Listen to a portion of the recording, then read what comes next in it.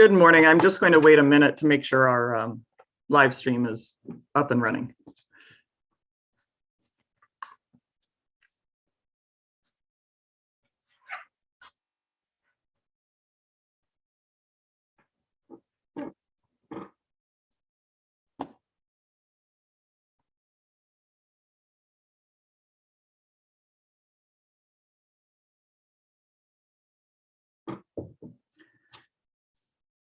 All right, let's go ahead and get started. Good morning.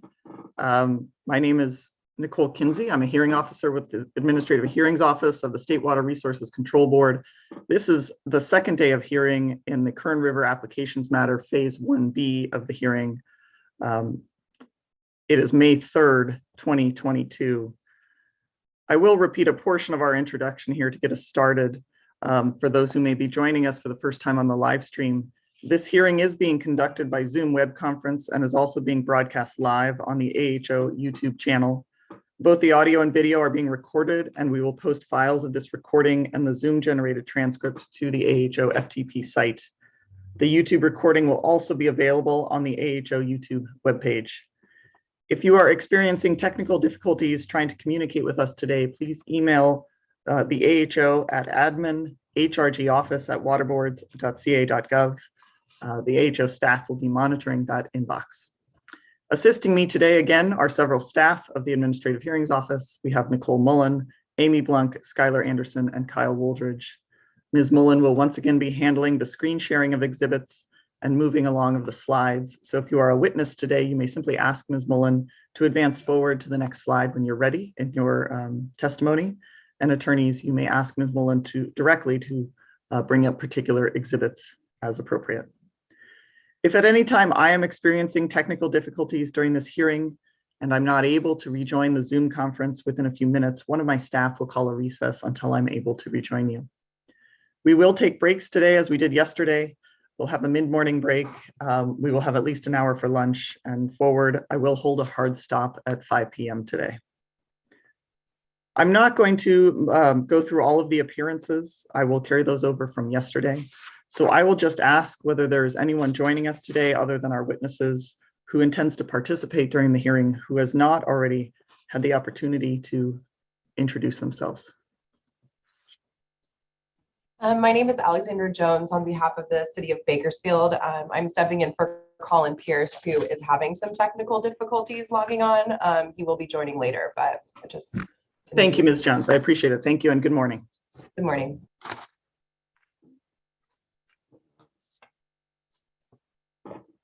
With that, I'll summarize where we left off from yesterday. I believe we had completed the testimony of Dr. Miltenberger, and I had ruled on the remaining evidentiary motions with respect to his testimony.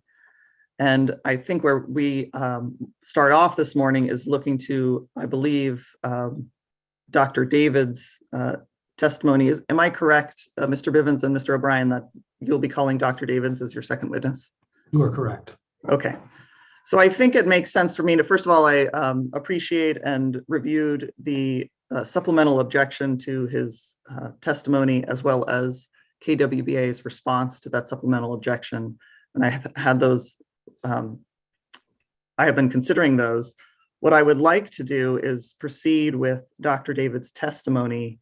And as part of that process, what I anticipate is that there are going to be questions from opposing parties about the sources of his data, and that these can be brought during cross-examination, which is not limited to the scope of the witness's testimony. And that may be the best way to do this, is that those questions can come in on cross, and then through redirect, Mr. Bivens or Mr. O'Brien, you would have a chance for Dr. Davids to redirect your witness on those questions. I will hear comments from, I imagine some of the parties may have comments on that approach, and we can talk about that. I also wanted to raise the issue of Mr. I believe it's Nick Torres, Mr. Torres, who I believe Dr. Davids is one of the sources of the objection raised by Buena Vista about Dr. Davids' testimony. And I did want to ask Mr. Bivens and Mr. O'Brien, for my understanding going into this and anticipating Buena Vista's objections, is Mr. Torres available, generally speaking, would he be available and would you be willing to offer him to testify during this proceeding sometime either this week or in the 2 days that we have scheduled next week? So, Mr. Kinsey, maybe I'll take this one, Mr. Bivens. Mr. Torres is available. We actually have listed him as a possible rebuttal witness, and we would be happy to have him testify either next week or during the rebuttal phase. Thank you, Mr. O'Brien. I appreciate that. I think that will be helpful to know. Ms. Kinsey? Yes. Ryan Mr. Becerra, I see Becerra Ryan Becerra for Buena Vista Water Storage District. We would object to that procedure. The rules for this hearing expressly stated that all testimony for case in chief was to be submitted by April 4th. Mr. Torres's testimony was not submitted. It certainly could have been, apparently. At this point, it would be surprise testimony we'd have to be responding to on the fly. And that does not comply with the rules of this hearing. He was available. He was not presented. I don't know why. So we would object to him being brought on now as effectively a surprise witness. Well, let me clarify, Mr. Becerra. I intended this actually to be as an assistance to your position, not as any element of surprise.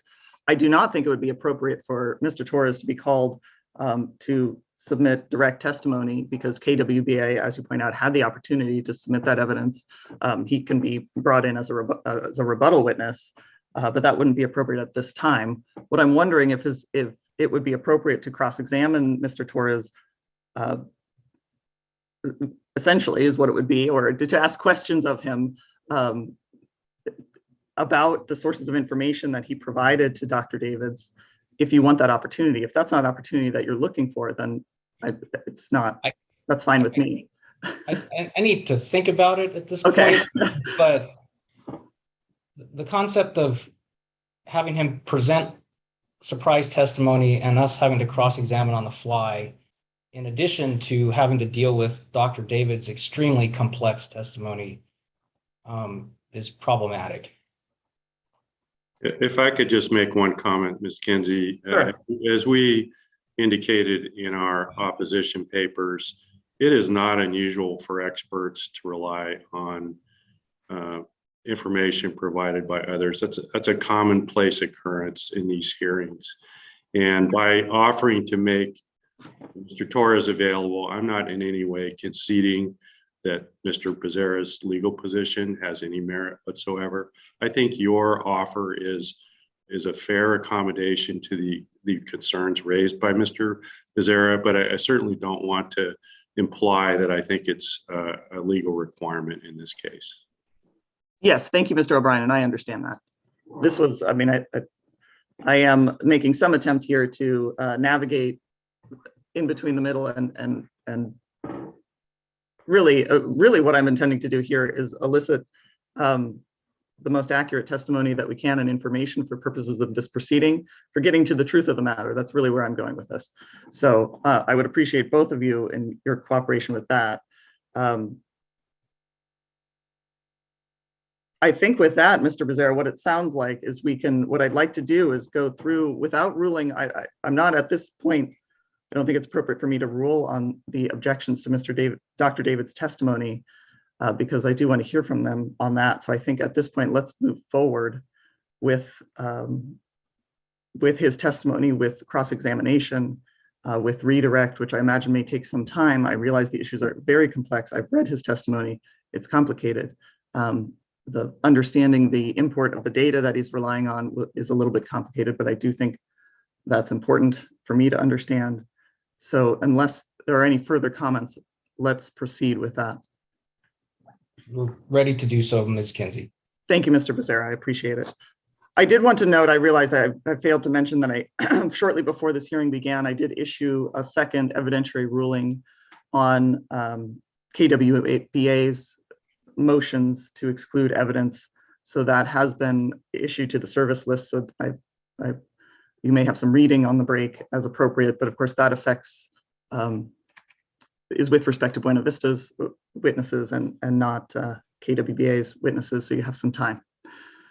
With that, I will turn to you, Mr. O'Brien and Mr. Bivens. and ask if you are ready to call Dr. Davids to testify. We are. Thank you. And I don't think I see Dr. Davids, unless, there he is. Yes. Good morning. Good morning, Ms. Kinsey. At this point, I will administer the oath. Dr. Davids, will you please raise your right hand? Dr. Davids, do you swear or affirm under the penalty of perjury that the testimony you will give in this hearing will be the truth, the whole truth, and nothing but the truth? I do. Thank you. You may proceed, Mr. Bivens and Mr. O'Brien. Thank you, Ms. Kinsey. Dr. Davids, is Exhibit KWBA 100 a true and correct copy of your written testimony in this matter? Yes, it is. And Ms. Mullen, would you please pull up Exhibit KWBA 148?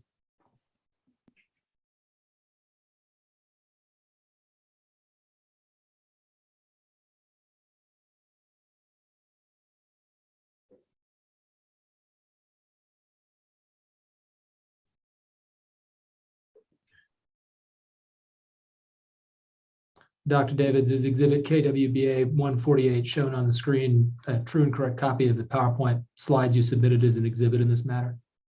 Yes, it is. Would you please summarize your written testimony for the hearing officer? Yes, I'd be happy to do so. Good morning, Ms. Kinsey. My name is Jeff Davids, and I am a water resources engineer with Davids Engineering, and also an adjunct professor at the California State University at Chico, and an international consultant with the Food and Agriculture Organization of the United Nations. I have a PhD from Delft University of Technology in water management and civil engineering, and a master's degree in hydrogeology from California State University, Chico. And I appreciate the chance to be here with you this morning to go over an analysis that I performed on an estimated upper range of historical crop water consumption and the associated applied water and diverted water demands associated with those historical cropping patterns and crop water consumption. Next slide, please, Ms. Mullen. Okay, so this slide is going to serve as a sort of a visual outline, if you will, for the material that we'll go through this morning. And I'll be building the story really for each line that we see on this graph, starting from the bottom and moving upwards, so that at the end, hopefully every single line that's on this graph, we have a bit of a sense of where it came from and what it means. At this point, however, what I want to highlight are just a few assumptions that go into this analysis, and really what this analysis is and what it isn't. And then I want to orient ourselves to the graph, and then we'll move on with the subsequent slides. So first, what's presented on this figure KWBA 107 is not intended to be a reconstruction of exactly what happened in terms of these different quantities or fluxes, but rather it's intended to be an upper range or an upper estimate of what you know, a sort of a threshold value, if you will, of what could have happened based on our understanding of historical cropping patterns. So in that sense, these are really upper range estimates. Now, there's two assumptions that go hand in hand with that.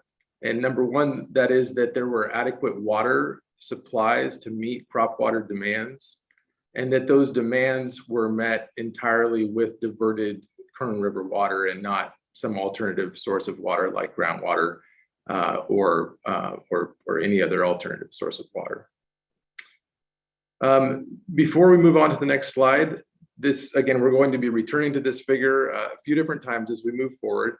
The horizontal axis is time. It spans from 1885 through 2019. And the vertical axis is volume of water in acre feet per year. Now, the analysis was performed on a monthly time step, but the information here is aggregated to an annual time step. Each 50,000 acre foot increment on the vertical axis can also be thought of as 1 foot of application depth. And that's because the Buena Vista Water Storage District, in terms of its current service area, is about 50,472 acres. And so you can think of each 50,000 acre foot increment as roughly 1 foot of application depth of water into that service area. Ms. Mullen, next slide, please. So before we go any farther, it's important to understand the geographic extent, the scope of my analysis. And so what we see on this figure are the two service areas of the current Buena Vista Water Storage District. On the northwest of the Kern River, we see the Button Willow service area at 46,109 acres. And to the southwest of, the southeast of Second Point, we see the Maples Ranch service area at 4,363 acres. And together, these two service areas are 50,472 acres. Next slide, please.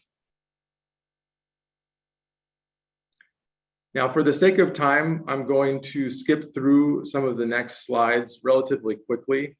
The main point of this schematic is how water moves from Second Point, which is shown on the right side of this figure with a green rectangle labeled A, to the two service areas that we just looked at on the last slide, the Button Willow service area on the north and the Maples Ranch service area to the south. Now, again, we'll be returning to this slide when we talk about seepage and conveyance losses. But for now, the main point is that there's multiple pathways by which water can move from Second Point to these respective service areas, and that has changed over time. Next slide, please. Okay, so this is a map that we saw yesterday during Dr. Miltenberger's testimony. And it's a map by the California State Engineer, William Hammond Hall, produced in 1885 and 1886. And again, I'm going to skip through these quite quickly just for the sake of time, but I wanted to point out that this is the first record of the cultivation of irrigated crops within these two service areas. You can see I've georeferenced and superimposed the service areas of the Button Willow in the north and the Maples Ranch to the south, and you can see the portion of the Button Willow service area, approximately 4,000 acres of alfalfa was cultivated in that south eastern corner of the Button Willow service area. Next slide, please. Ms. Kenzie, can I just please ask, what exhibit was that map? I don't recall Dr. Miltenberger discussing it yesterday. Okay. I believe based on the last slide, it's labeled as Exhibit KWBA 110. Thank you. Yeah. And I can clarify, there's this exhibit that I'm showing, or on the previous slide, was an exhibit that combines modern day georeferenced materials on top of the William Hammond Hall map. So we can return that. So again, I think actually I'm going to skip this slide just for the sake of time. This kind of shows the evolution of how water has moved from Second Point to the respective service areas with some aerial photos from 1928 georeferenced. Next slide, please, Ms. Mullen. I'm going to take a moment to point out some key features on this slide. This is a graphic that shows an aerial photo base from 1946 on top of or underneath some line works of key features. And the key features that have been developed at this time period are that now there's two new distribution system or conveyance facilities to carry water from Second Point to these respective service areas. And they're identified with the label as number 2, which is the Buena Vista Main Canal constructed in the 30s as the district implemented their district plan. And also labeled number 3, the Alejandro Canal constructed in the 30s as well, which provided a more direct route down to the Buena Vista Lake area. Next slide, please. And finally, this is a graphic that shows the modern day configuration of the distribution system at Second Point. These are pictures that I took during a field visit in March, and so it gives some sort of on the ground awareness of what these facilities look like, the size and scope of the facilities, and also, again, this sense of how the distribution of water has changed over time. The main thing I want to point out here is that in this period, the river canal was constructed, the Kern River Canal, as an alternative way of moving water from first point down to second point. And in the picture on the upper right, labeled 1, you can see it's a concrete lined trapezoidal canal. Next slide, please, Ms. Mullen. And finally, this is a graphic of the Kern River intertie, which is the facility that connects the Kern River to the California Aqueduct. And you can see some of the key features of that facility and sort of how it works in terms of the high flood flows being able to be delivered to the California Aqueduct. Next slide, please, Ms. Moore. Okay, so this is a schematic of the analysis that I performed.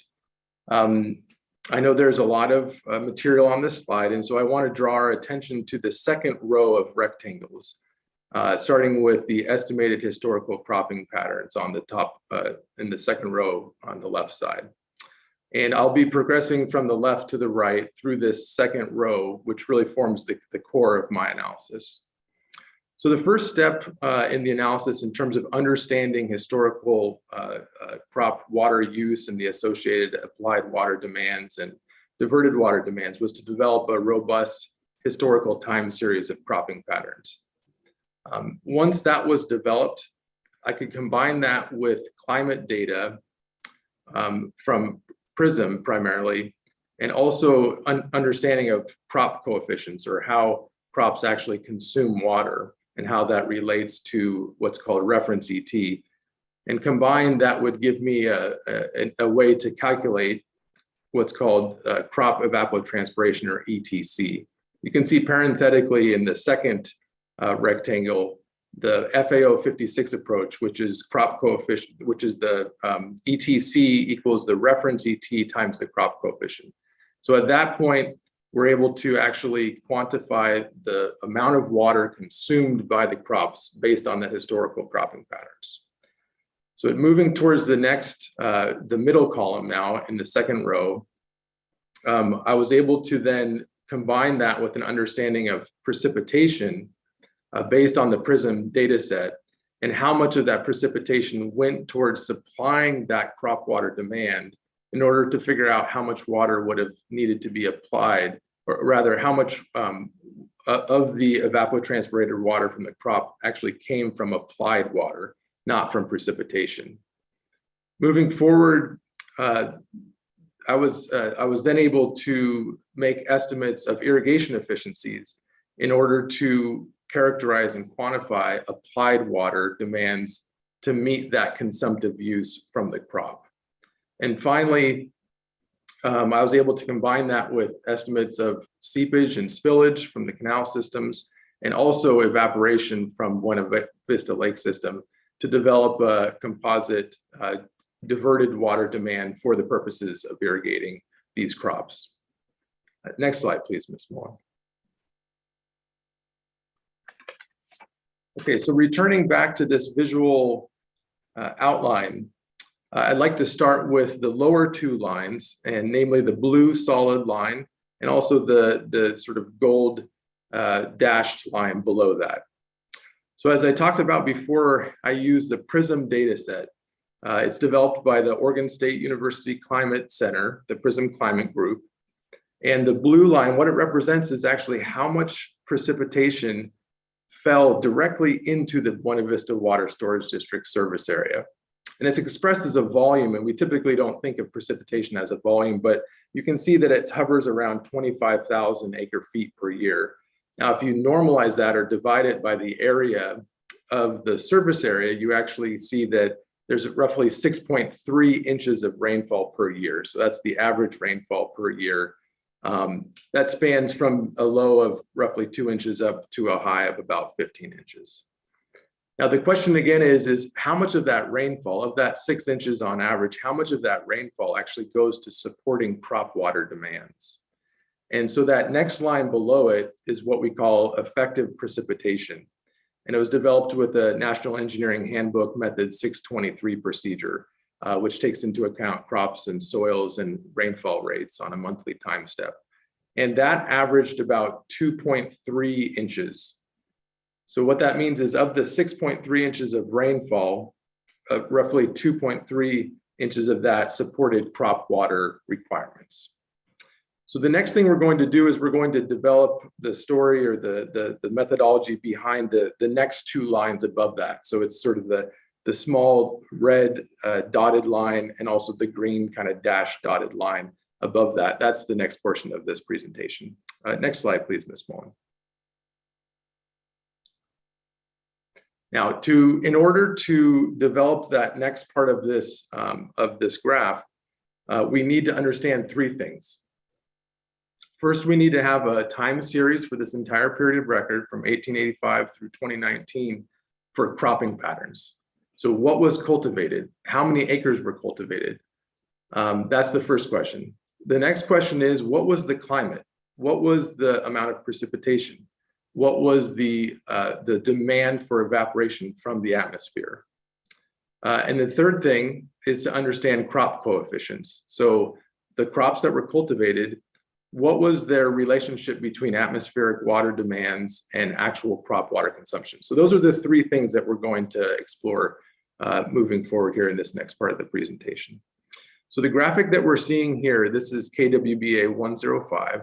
It shows a time series of cropping patterns for the Buena Vista Water Storage District.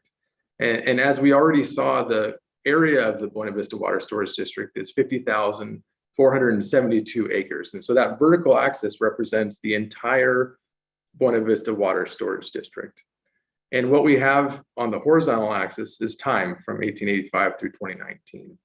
Now, each of these colors represents a grouping of crops and really the primary crops that were cultivated within the Buena Vista Water Storage District. The blue represents alfalfa. The sort of gold or brown color represents field crops, which are inclusive of cotton. And the grain crops are shown in green. That would be like wheat. And then finally, the orchard crops, which have become more prevalent in recent years, are shown as the orange, the red color off to the right. Those orchard crops are primarily pomegranates and pistachios at this point. And as Dr. Miltenberger discussed during his testimony yesterday, we can see the peak of the alfalfa cultivation within the Buena Vista Water Storage District at that 1914 period. And I also want to point out that there were three basic data sources that were used to develop this historical cropping pattern. In the early period, especially, I relied on information from historical reports that had been vetted and reviewed by Dr. Miltenberger. Those are represented by the dashed lines on the left side of the graph. Now there's these larger dashes in the middle period from the 30s through the mid 60s. And each one of those lines represents a unique District Securities Commission report, whereby Buena Vista themselves actually reported the cropping composition within the district. And then the final sort of dash dotted lines on the right side are modern day Department of Water Resources reports of cropping patterns that were performed on a statewide basis and are increasing in frequency. As we see now, there's actually every 2 years there's a report developed. Next slide, please, Ms. Mullen.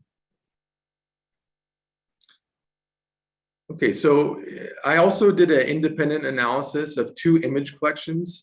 There are, starting in the late 1920s, there were aerial image collections developed by taking photographs outside of planes.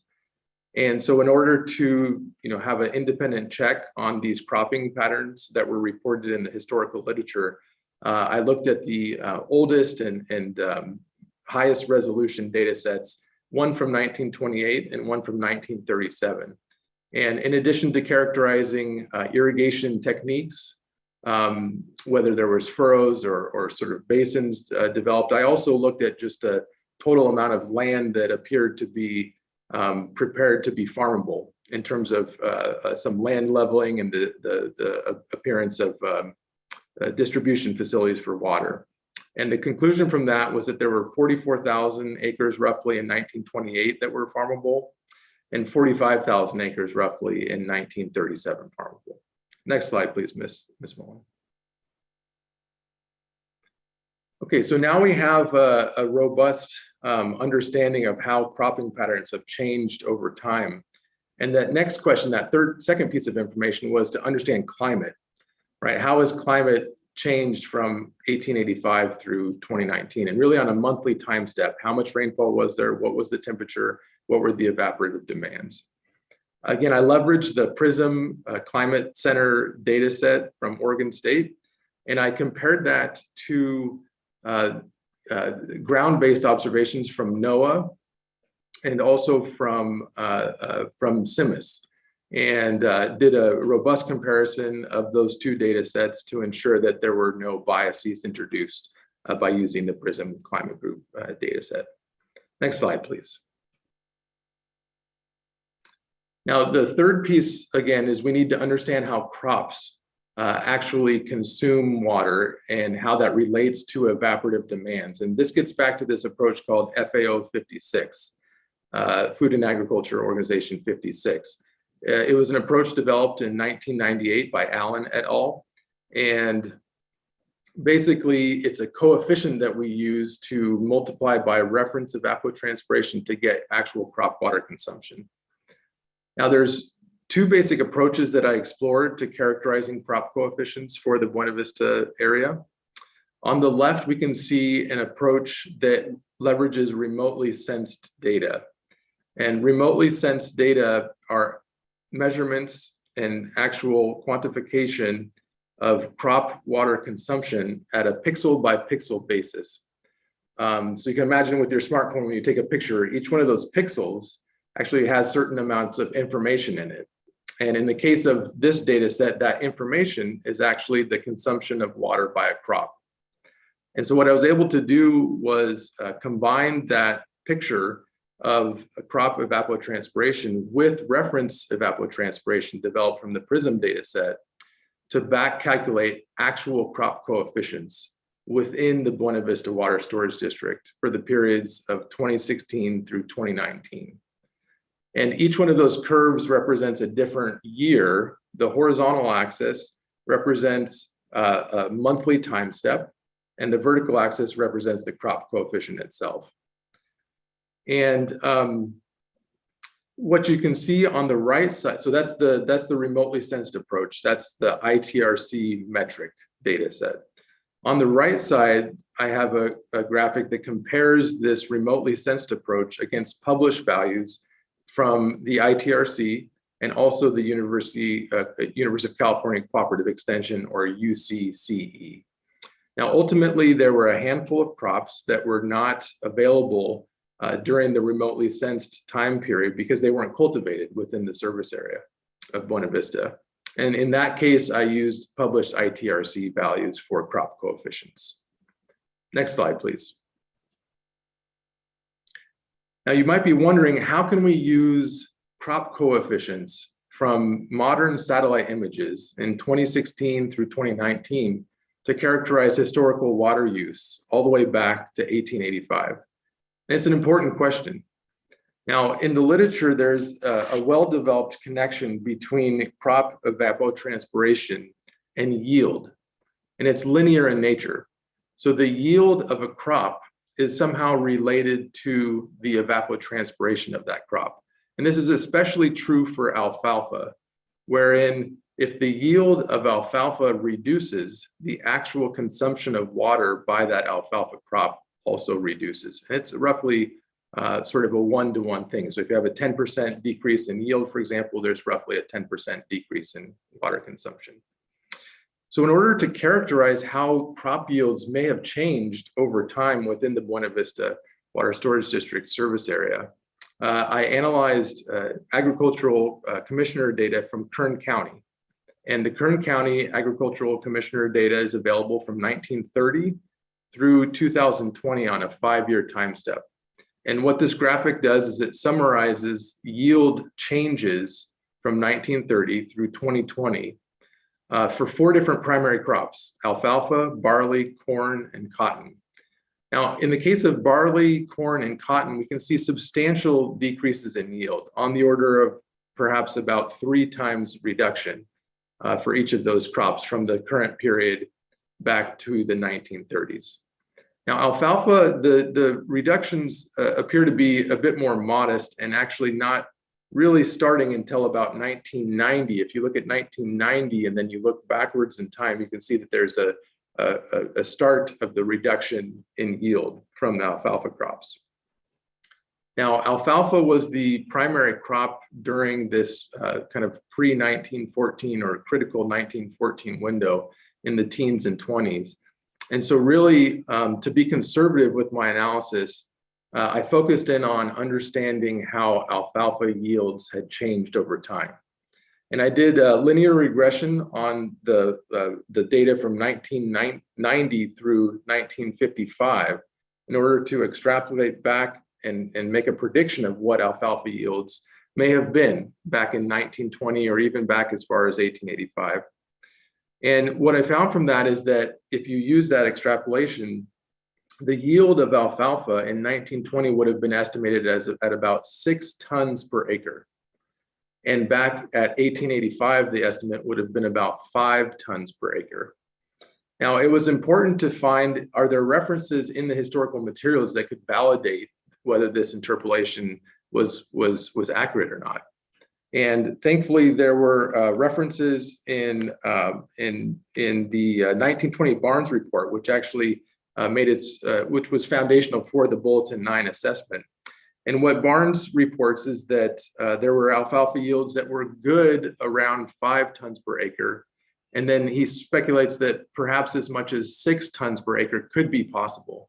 So again, that 5 to 6 tons per acre is exactly where this interpolation goes back and sort of splits the difference between those two. So that gave me confidence that this interpolation was accurately representing alfalfa yields back in the 1920s and prior to that. Next slide, please, Ms. Mullen. Okay, so we have these 3 pieces of information. We have cropping, we have climate data, and now we have crop coefficient data. And now what we can do is combine all of those to understand actual crop water consumption for a monthly time step and aggregated to a yearly time step. What this graphic shows is the evolution of cropping patterns, but in a spatially explicit way. You can see the button willow service area is the larger portion that's outlined in green, and the Maples Ranch service area is inset on top of that because just to make the map fit better, but the Maples Ranch, as we know, is to the south and east of Second Point, actually. What we can see in this first graphic in 1885, as Hall reported, most of the Buena Vista Water Storage District was fallow, but there were approximately 4,000 acres of alfalfa, and you can see that.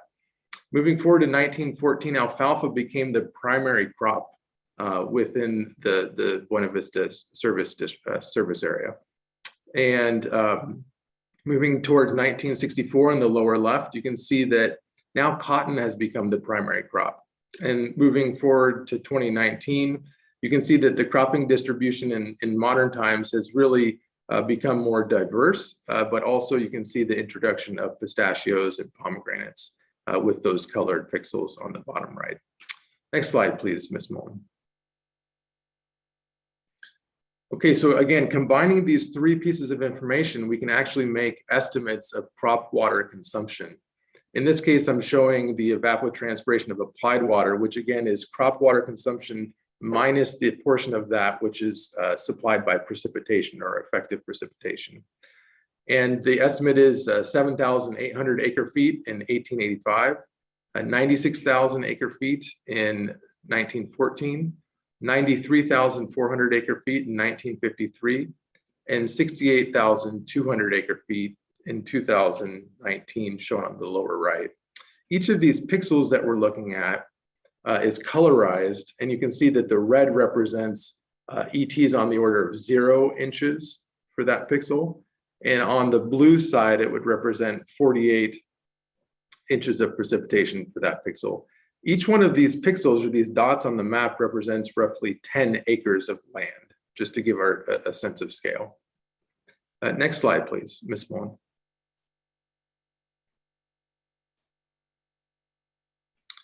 Okay, there's two main points I want to make with this picture. I took this picture in March of a young pistachio orchard. And I want to point out, number one, that there has been an evolution in irrigation methods, of course, as there has been all over the state of California and really all over the world. And this transition will impact irrigation efficiencies. And we'll talk about that in the next portion of the presentation. But for now, I just wanted to show a picture of a drip line that's running along the base of these pistachio trees. And also I wanted to point out that the canopy of the pistachio trees has not been fully developed so that the land is completely covered with vegetative materials. And that serves to really reduce the crop coefficient that we were talking about previously, such that it's a little bit lower than what you would find in a textbook published value. Next slide, please, Ms. Mullen. Okay, so the question at this point is can we be confident in these crop water consumptive values that we're calculating from this historical analysis? And of course, we're going all the way back to 1885. And so what you see here is that the blue trace, the dashed blue trace, represents my estimates for ETAW, that is evapotranspiration of applied water over time, with the vertical axis representing the volume for the Buena Vista Water Storage District. Now, superimposed over that for the period from 1970 through 2007 is an orange dash dotted line that represents the values reported by the Buena Vista Water Storage District themselves in an environmental impact report produced by Krieger and Stewart in 2009. And you can see the remarkably good agreement. These are two completely different analyses performed independently with different methodologies. And what we can see is that over this period of overlapping data, which is 38 years, you can see on average a 1%, within 1% agreement of these two data sets. And so this gives me confidence in the validity of both of these analyses. Next slide, please, Ms. Mullen. So now we can return back to this visual outline that we've been returning to. And we can see that the lines that we just talked about are actually the green dash dotted line, which represents total crop water consumption. And the line just below that, the dashed red line, which represents ETAW, or the evapotranspiration of applied water, which again is just the total crop water consumption less effective precipitation. Okay, so the next step that we need to do is understand of that water that was actually consumed by the crop and applied by by people. How much water would have had to be applied to the field itself in order to meet those crop water demands? And that question gets at what we call applied water. And to understand applied water, we need to first characterize irrigation efficiency and how that perhaps has changed over time during the course of this study period. Next slide, please. All right, now irrigation efficiency is the ratio between ETAW, or the evapotranspiration of applied water, and applied water itself. So it's this simple ratio. And so what I've done for my analysis is I looked through the historical materials to try to find any references to applied water amounts. In the historical materials, often these are called duties, but it's the same idea. It's how many acre feet of water were applied to each acre of land. And so in that sense, it represents a depth of water.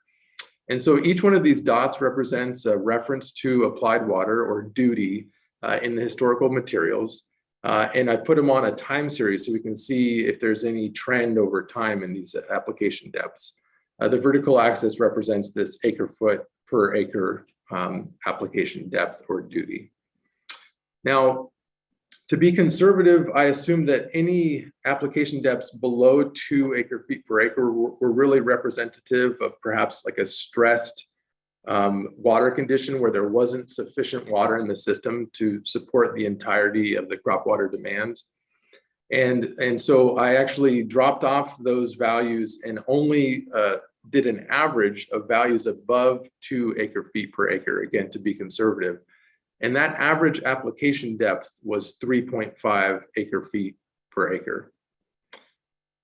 Next slide, please.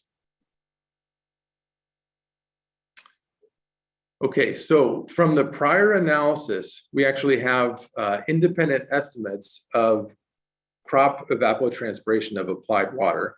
That's represented for these 4 crops: alfalfa, barley, corn, and cotton, by the yellow or gold dashed line.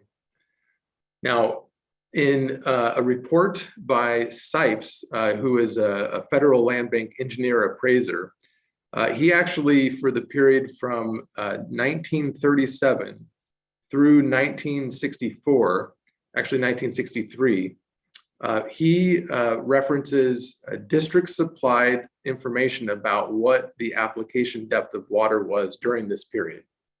And what he presents is that this application depth was 3.7 acre feet per acre for this entire period of record. Now, what we can do, because we have these 2 data sets, we have the evapotranspiration of applied water that we've discussed previously, and we have applied water for this short period of time from 1937 through 1963. And if you do the math, just make the ratio, again, ETAW divided by AW, you can actually get this time series of irrigation efficiency. And I've summarized the irrigation efficiency on this exhibit for each crop. But importantly, we want to know what is the overall irrigation efficiency during this period. And that's represented at the top right of the graphic, where for this entire period, the average irrigation efficiency was 57%. So that means that of 100% of water applied to land, 57% of that would have been consumed by the crop itself. Next slide, please. Now, we have this estimate now of irrigation efficiency for this period from 1937 through 1963. And that's that level portion of this curve. But what we really need to understand now is, how did irrigation efficiency change moving back in time from that period? And how did irrigation efficiency change moving forward from that period of time? And so moving backwards in time, we would expect, and I estimate, that irrigation efficiencies would have decreased slightly because of differences in land leveling and water application techniques. And so moving back in time, I estimate that irrigation efficiency would have reduced to about 50%, meaning that 50% of the water you apply to a field, the crop would actually use itself. And moving forward in time, we'd expect for irrigation efficiency to improve. And I estimate that by 2000 that the average irrigation efficiency would be 70%. And by 2020 that the average irrigation efficiency would be 75%. And this is really grounded by understanding of modern day irrigation techniques, land leveling, and precision agricultural in general. Now, any recycling or reuse of water within this Buena Vista service area would serve to actually increase irrigation efficiency on an aggregate basis, not necessarily field by field, but on an aggregate basis. So this is a conservative estimate of irrigation efficiency. Next slide, please. Ms. Kinsey, can I ask how many minutes we're into this presentation? Again, I thought there were limits on the summaries. Ms. Kinsey, you're on mute. I have us into 35 minutes roughly, with I think one interlude. And again, I do believe we've got 2 hours across all of the KWBA witnesses. And as you know, Dr. David's testimony is pretty complex. I think this level of detail is hopefully helpful to you and appropriate. It is, and thank you. Yes, I was on mute. Thank you, Mr. Bivens. And I have that this testimony began at 9:15, so we can do the math accordingly. We're still below the 2 hour limit, and I realize that KWBA has other witnesses, but they can choose to present those as they see fit. So I am going to allow this to proceed, but that's your time check, Mr. Becerra. Thank you very much. Okay, so progressing forward here, there's really, I guess what we just spoke about develops the estimate of applied water, which is represented by the purple line underneath the gray shaded region. And there's really 2 more steps that we have to go. in terms of finishing off the last two parts of this analysis. Number one is to understand canal seepage, and number two is to characterize evaporation losses from Buena Vista Lake. Next slide, please. Now, as I mentioned before, the way that water has moved from Second Point to these respective service areas has changed over time. And it's important to understand for each of these channels, the Kern River channel, for example, from A to B, how much seepage would have occurred in this channel in order to move water from point A to point B in this case. So next slide, please. Okay, so in order to do this, I characterized that there were 6 different channels that moved water from Second Point to these respective service areas. And again, the different channels were used at different periods of time. Now, there's 2 basic approaches that could be used to understand the seepage or conveyance losses from these channels. One is to try to look up values in a table. But I think most hydrologists and water resources engineers would agree that tabular data of canal seepage can have a wide range of errors. It's better to speak with eyewitness accounts, people who have actually operated these systems for years, and really through a process of interviewing these people, understanding how much water you need to put in at the top of a channel in order to get a certain amount of water out at the bottom of the channel. And so in this case, I had a series of interviews with Mr. Nick Torres. His name has already come up this morning. At the time, or previous to his current employment with the Kern Water Bank Authority, Mr. Torres spent 25.5 years working as the primary operator of the Second Point system and has extensive eyewitness experience with how these channels actually behave. Now, importantly, the channels that are not lined, the natural channels, my assumption is that they operate today very similar to how they would have operated even back into the 1880s. And that's because from a geologic perspective, there hasn't been a significant change in the geologic materials underlying these channels. So basically the approach for understanding seepage was to interview Mr. Torres and ask him, you know, Mr. Torres, if you introduced 100 CFS at the top of this channel, initially, how much water would come out of the bottom of this channel? And then Ms. Kinsey, I'm going to object. This is beyond the scope of his testimony. I don't believe there's any quantification anywhere in Dr. David's testimony about what Mr. Torres told him about how much water goes in at the top to get how much water out at the bottom. Let's take a look at the testimony. I think I was just flipping through it myself. Either Dr. Davids, or more likely if you can get some help from Mr. Bivens about the point in the testimony that we are discussing at this time. Ms. Kinsey, I can help you with that. That would be Please. Dr. David's testimony, KWBA 100. Right. I believe it should be PDF page 34 and PDF page 35, paragraphs 90 and 91.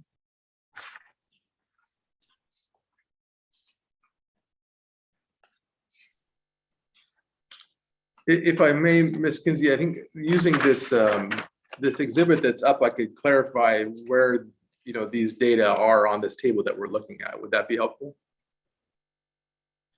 Well, this table and this table is this. I think you reference this here. This is KWBA 148. 145. Yeah. Yeah, the KWBA of this slide number is 148, but the actual exhibit is KWBA 145. Yeah. Yes, please, if you can point to me where on this table the information appears. Yes, you bet. So in column 5, the column labeled 5, estimated initial seepage. So this is the value that Mr. Torres estimated when you initially would put water into the top of a channel, how much would come out the bottom. And that difference is the initial seepage. So if you, for example, if you introduced 50 CFS and initially only 20 CFS would come out, at the bottom of the channel, why then the initial seepage rate was estimated to be 30. So it's that difference Column 6 represents the steady state seepage, which means after a period of time, if you continue to introduce 50 CFS, then 30 CFS would make it to the bottom of the channel, and so that difference would be 20. So these differences in channel losses, again, are eyewitness accounts of someone who actually operated the system, and columns 5 and 6 summarize the information that was provided.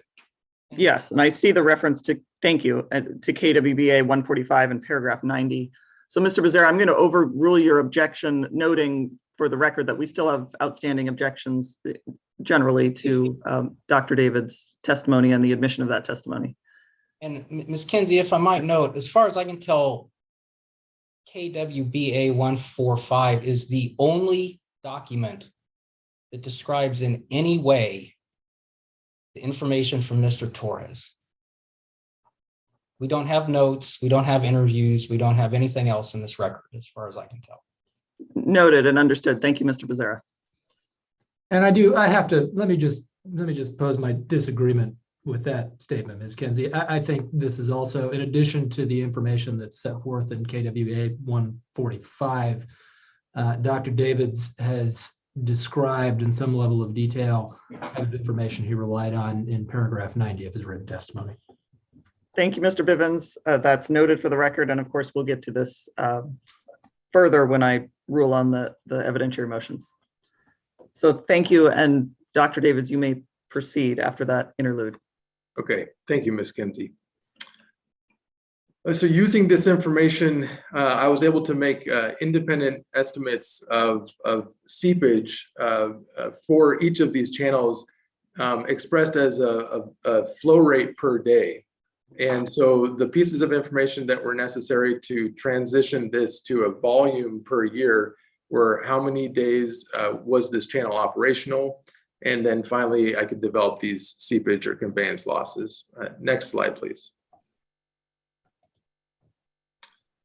And I know there's too much to capture in the remaining time here on this slide, but based on the way that water was routed during different periods of time from Second Point to the Buttonwillow or Buena Vista, the Buttonwillow or Maples Ranch service areas, I was able to come up with, again, estimates for an annual time step, which is the far right column of this seepage and conveyance losses as a volume in acre feet. And so for this historical period from 1885 through 1928, that was estimated to be 57. I estimated that to be 57,000 acre feet per year. From 1929 through 1964, I estimated that to be 52,800 acre feet per year. And from 1965 through the present, I estimated that to be 42,200 acre feet per year. And so you can see that there's been a reduction in canal conveyance losses as Buena Vista has implemented measures to improve the way that they can convey water and minimize conveyance losses. Next slide, please. Okay, so that part that we just went through is this gray band on the graph, on the visual that we've been returning to, and we'll return to that in a moment. The last piece of this analysis is to understand potential limits of evaporation from the Buena Vista Lake storage system. And so what we're looking at here are three different sources of data to understand evaporation from Buena Vista Lake. The orange circles represent seepage measurements from reported by Stanton in 1941 as part of his federal land bank assessments. And you can see that on a monthly time step, each dot represents the depth of evaporation or the actual evaporation depth for each month. Now, on top of that, we have these green triangles that were reported by Bulletin 9 for evaporation in 1920. And then finally, we have the blue line, which represents an approach that I took, which uses the FAO 56 approach, using a crop coefficient for open water evaporation of 1.05. So you can see generally a good agreement between these three different data sources. The total estimated annual evaporation using the FAO 56 approach was 5.25 feet. And for the data set from Stanton was 4.8 feet, and for Bulletin 9 was 4.55 feet. Next slide, please. Now, using the value of 5.25 feet on average, or using that FAO 56 approach, what I was able to do was estimate total cumulative evaporation from the Buena Vista Lake storage facility for two different operating conditions. Number one is the blue line at the top, and that curve represents cumulative evaporation over an annual time step if the entire Buena Vista Lake, cells 1, 2, and 3, which represents the period from 1885 through 1964, if that cells 1, 2, and 3 were completely full, this is the curve of expected evaporation, really the upper estimate of evaporation, which terminates in December at 122,000 acre feet over the course of 1 year. The lower line, the orange line, represents cumulative evaporation after cell 3 was no longer used. So now we're talking about cell 1 and 2, which has a significantly reduced surface area of only 4,900 acres. And the cumulative evaporation for those cells 1 and 2 ends up being 25,700 acre feet per year over the entire period of time, assuming that that reservoir cells 1 and 2 remain full for the entire period. Ms. Mullen, next slide, please. Okay, so we return to our visual outline. This is the last time we'll see this graph during my presentation here. We have worked through each of these lines, and I want to point out that really the range of evaporation here that we see in the blue shaded region, what that represents is if water was to be delivered for the purposes of irrigation directly from the Kern River, my estimate of upper range diversions amounts for the purpose of irrigation are represented by the bottom of the blue shaded region. So this is if the Buena Vista Lake was avoided and diversions were made directly to for the purposes of irrigation. Now, the top of the blue region represents if water were routed through an entirely full Buena Vista Lake storage facility and then diverted for the purposes of irrigation, that would be the range of likely diversions for the purposes of irrigation at the top of the blue trace. Thank you.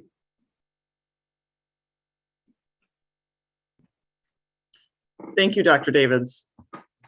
I think what I'd like to do, this is not our usual order of things, but based on that and given the technical complexity of this, I have a couple of questions that I'd like to ask now before we move on to cross-examination. It'll be helpful to me. I'll probably have more questions later, but just based on the testimony, the written testimony and the slides. So unless there is any objection to that from any of you, I'm going to go ahead and ask a couple of questions. And Ms. Kinsey, if I may, I could use a short bio break if that's possible. That seems fair. Yeah. But if the questions are short, I could also just. No, I would prefer to have your full attention. So let's go ahead and take a 10-minute break. I have on my clock that it is 10:08. We'll reconvene. Well, let's go ahead and reconvene at 10:20. Thank you very much, Ms. Kinsey. Thank you.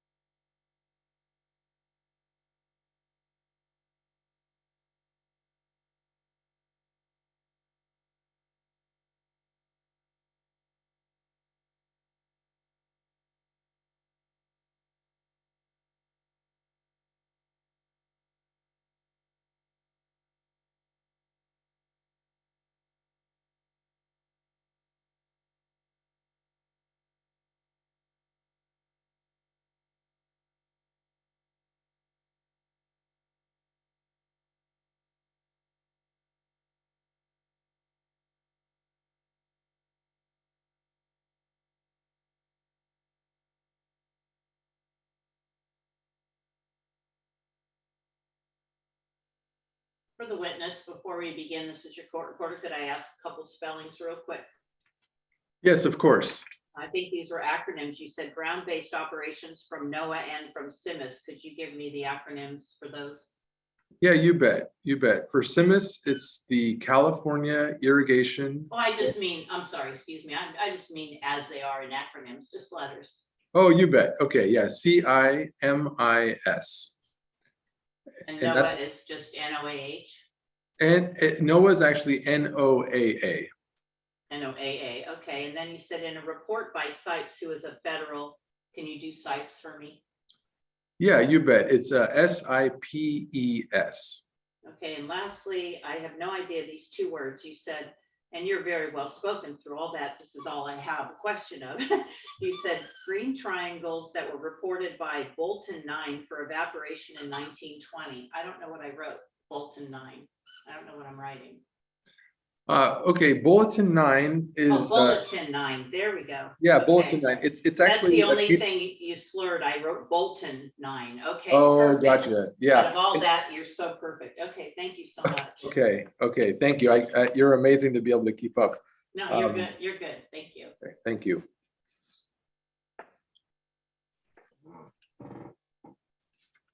Welcome back. It's good to get compliments from the court reporter. Yes, really appreciated. Usually you're scolded by the court reporter, not you, but. Well, I was trying to go a bit more slowly than sometimes I get excited about. So. All right, it is 10:21, so I think we can officially get started. As I mentioned, I would like to ask a couple of questions. We'll see if this gets us anywhere. It may be that I should just wait, but I will start with these and then we can move forward to cross-examination.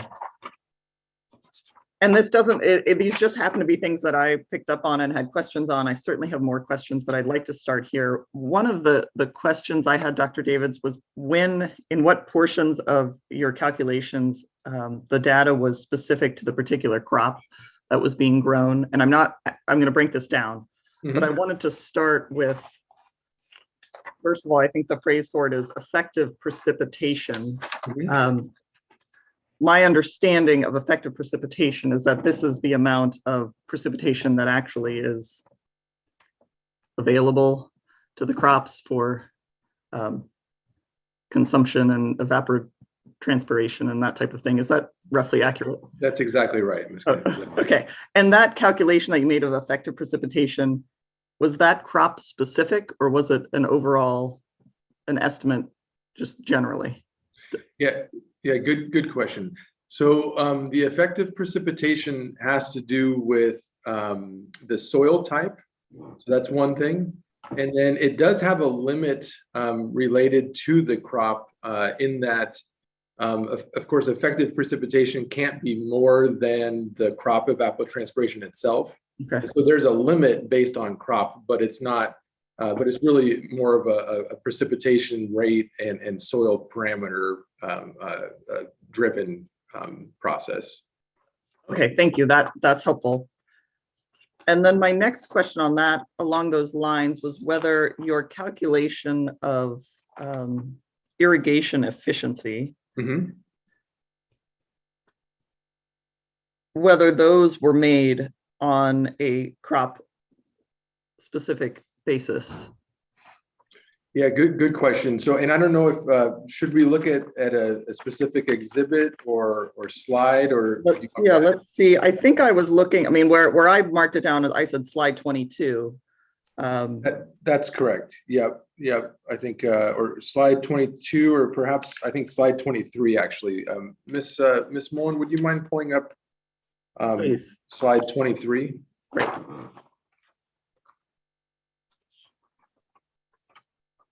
Yeah. Okay, good. So irrigation efficiency, again, is this ratio between the evapotranspiration of applied water, and that's shown with these dashed gold lines. And then the denominator is the actual, amount of water that you apply to that field to cultivate that crop. So what I'm doing here is I'm presenting an irrigation efficiency average value. So you can see after the name of the crop, it says average irrigation efficiency and then provides a percentage. So that is a crop specific value that I'm calculating. But the applied water, so the denominator of this equation is something that SIPES provides as an overall average for the entire district. And so because of that, I actually took an average of all of these 4 different crop specific values and then used that over the entire, as an average irrigation efficiency for all crops. So to specifically answer your question, Ms. Kinsey, ultimately this 57% is applied evenly to all crops within the storage district or Buena Vista for this 1937 through 1963 period. And that is not, and let me make sure I understand when you say you averaged it, because your data obviously in some cases is very specific. So let me say, how did you conduct that average? Was it done based on you take these 4 numbers and you get an average, and you divide by 4, or was it something more complicated than that? No, it's 4 numbers divided by 4. That's correct. Got it. Thank you. And then I wanted to just ask a little bit about this difference in the difference in crop yield, which seems to have a correlation with crop consumption, because that's fascinating. And it does seem to make a significant difference here in the estimates. And I was just wondering if you have any explanation or understanding as to why that is the case. Is this, a matter of I imagine it's modern agricultural practices, maybe the application of fertilizer? Is there a relationship to the number, if we're talking about alfalfa, is there a relationship to the number of cuttings? Can you explain any of these factors? Yes, yeah, good question. Ms. Mullen, could we go back to slide 16, please, on the PDF here? There we go. Yeah, so this is Ms. Kinsey is the kind of the graphic that represents the changes in yield over time. And yeah, it's a good question. And the reduction in yield for these crops, in terms of barley, corn, and cotton, I'll speak about that first. But again, I didn't use those values in order to come up with a correction for moving back in time. But those crops, and I state this in my testimony, the difference in yields could be a function of the variety of the crops. So in other words, there's been breeding that's been happening that tries to maximize yield and reduce kind of the rest of the biomass of that crop. And so that's one change, is changes in kind of the variety. Now that does not hold for alfalfa, because alfalfa is a forage crop, and the entire biomass produced by, entire above ground biomass produced by alfalfa is used, for feed. And the other part is just cultural practices, like you mentioned. So it's land leveling, it's the precision application of water and nutrients. And it's essentially, again, the cultural practices that have improved over time to maximize yields. And what that manifests for alfalfa specifically, as you keenly pointed out, that you end up with more cuttings, that you can get from that alfalfa crop. And the more cuttings there are, the more biomass is produced, and therefore the more water is consumed.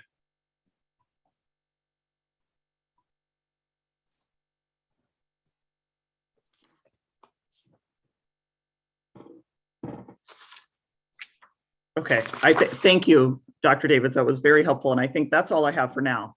I just wanted to work through those while they were fresh in my mind, because there's a lot of complexity here. Yes. With that, I think at this time it would be appropriate to turn to cross-examination. So I'll look to you first, Mr. Becerra. I assume you have questions for this witness. Would you like to begin with your cross-examination? I do have questions for this witness. To start, I have a question for you, Ms. Kinsey. You noted that you're holding our evidentiary objections pending the cross-examination. Would you prefer that I deal with the subjects that are the matters of those objections first, or should I just proceed with the entire cross-examination? I think you should proceed with the entirety. Okay. Please. Thank you very much. Thank you. Good morning, Dr. Davids. My name is Ryan Becerra. I'm the attorney for Buena Vista Water Storage District in this matter. During this cross-examination, I'll be referring to Buena Vista sometimes. And when I do that, I'm referring to the district I represent. Do you understand that? I do. Thank you, Mr. Becerra. Thank you. Could we please pull up Dr. David's PowerPoint, which is exhibit KWBA 148, and go to slide 15.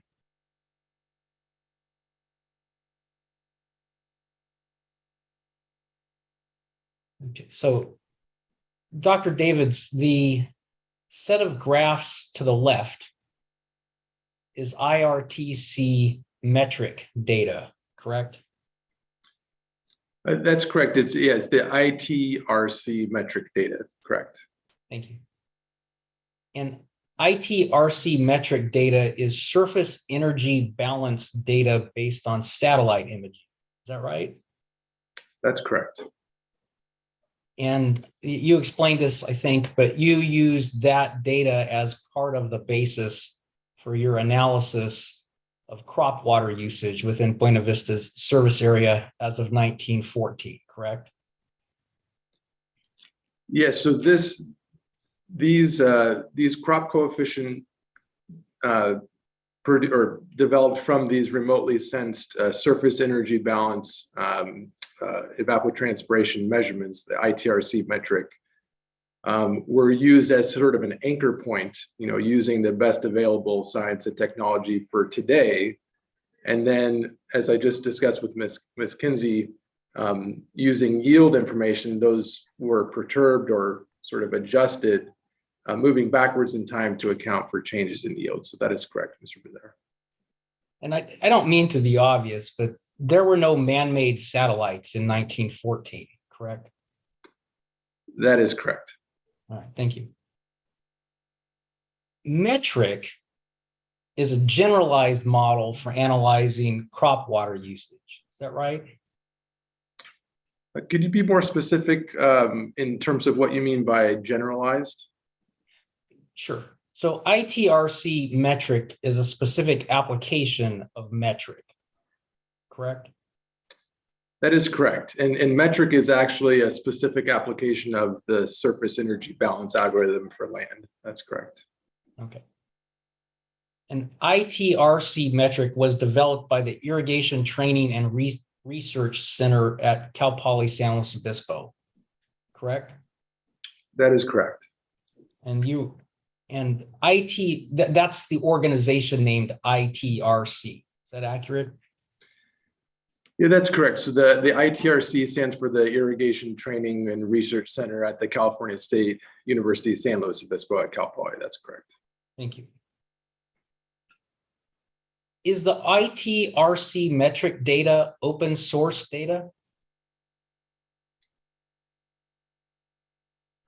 So this, could you clarify whether you mean all data that they've ever produced by the ITRC metric process, or do you mean these specific data that were used in this analysis?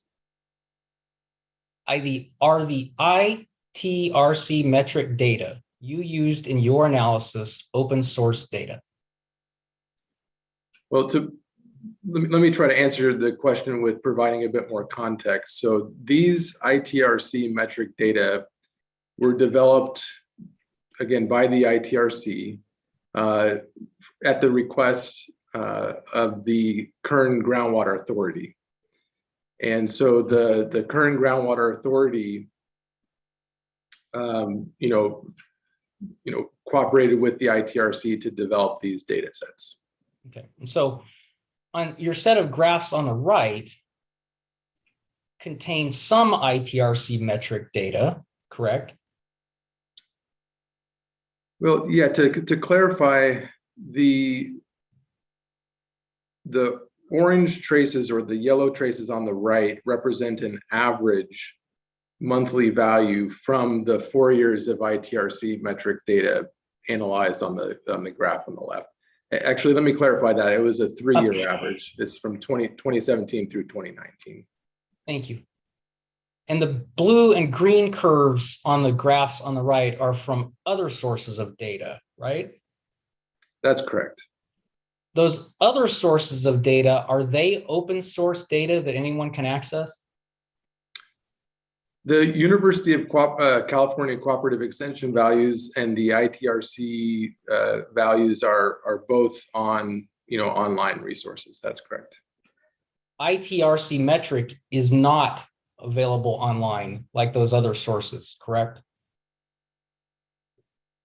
Well, I did download the data from an online source for the ITRC metric data. And was that downloaded data provided to you by Kern Water Bank Authority? I believe the sort of the pathway by which that data became available to me was that the ITRC contracted with the Kern Groundwater Authority. Upon the completion of the contract, the data becomes the property of the Kern Groundwater Authority, at which point the Kern Groundwater Authority provided the information to the Kern Water Bank Authority as a participant in the study, and at that point it was provided to myself. Do you know whether the Kern Water Bank Authority obtained the permission of the Kern Groundwater Authority before providing you that data? I'm not aware of what conversations took place between the Kern Groundwater Authority and the Kern Water Bank. Okay. Can I please pull up exhibit Buena Vista 802? Ms. Mullen, thank you.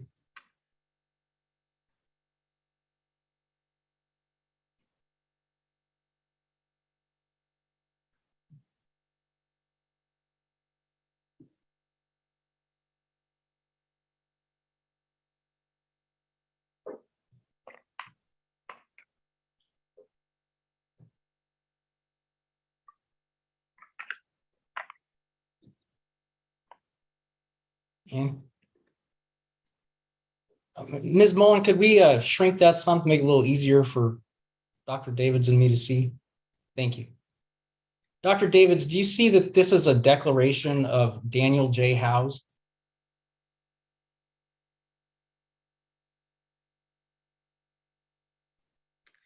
I do, yes. Do you know what Dr. Howes's relationship is to the ITRC metric data? Yeah, I know Dr. Howes. I've known him for some time, and he works at the ITRC. Okay, thank you. Can we please scroll down to exhibit A to this declaration?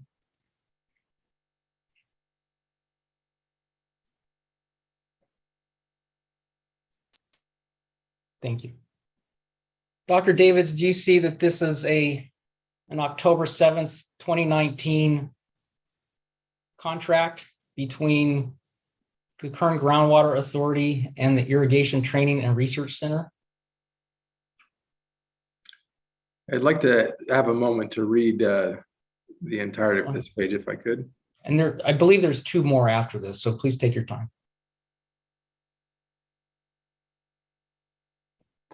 And maybe Ms. Mullen, for my eyesight, can we scroll in a little bit, zoom in a little bit? Thank you. Yes, that I would also appreciate that. Thank you.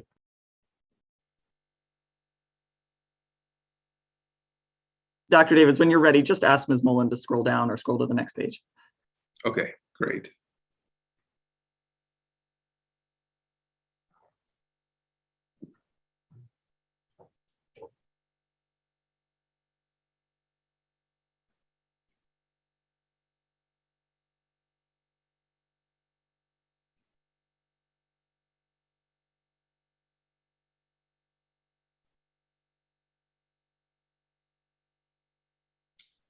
Okay, yeah, if you could scroll down, that'd be great. I apologize, I'm not as quick of a reader as Mr. Milton or Dr. Miltenberger is. So. Not a problem. Please take your time.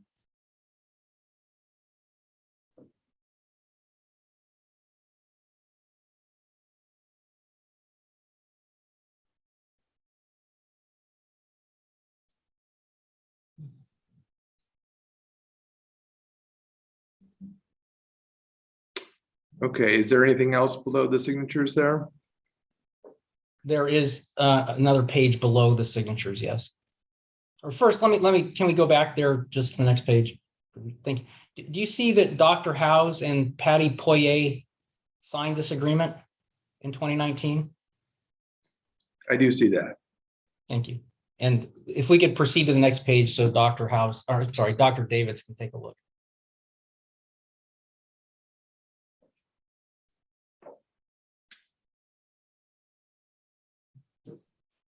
Should I continue reading the terms now? I'm going to ask you about some of them, so if you need to read them, please feel free. I suppose maybe it would be more expeditious to perhaps to focus my reading after specific questions are Okay, asked. I appreciate that. Can we please scroll back up 2 pages to the first page of this agreement? Dr. Davids, do you see that this agreement concerned ITRC metric data for the 2017 through 2019 water year and calendar year?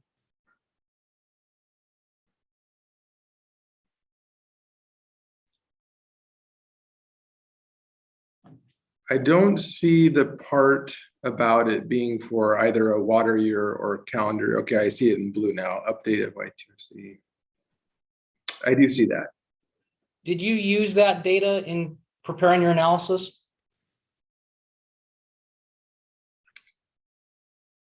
So point 2 of the scope of work says data will be provided tabularly, and monthly ETC images will be provided in GIS format.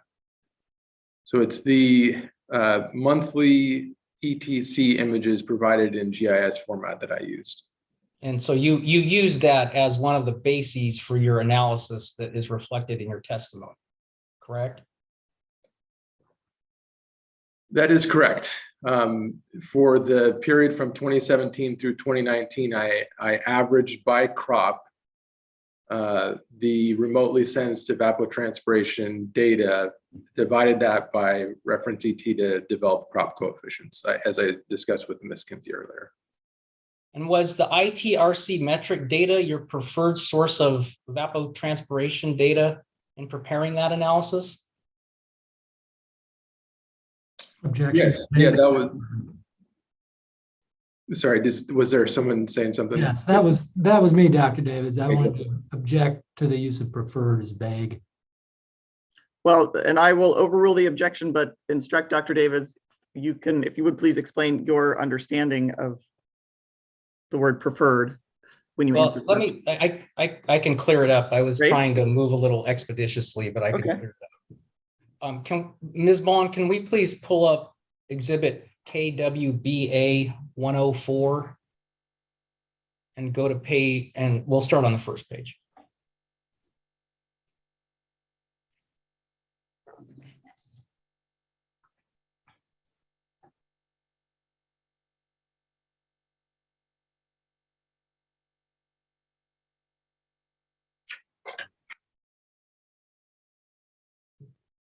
Dr. Davids, do you recognize this exhibit as your technical memorandum in this matter? I do, yes. Can we please go to PDF page 82?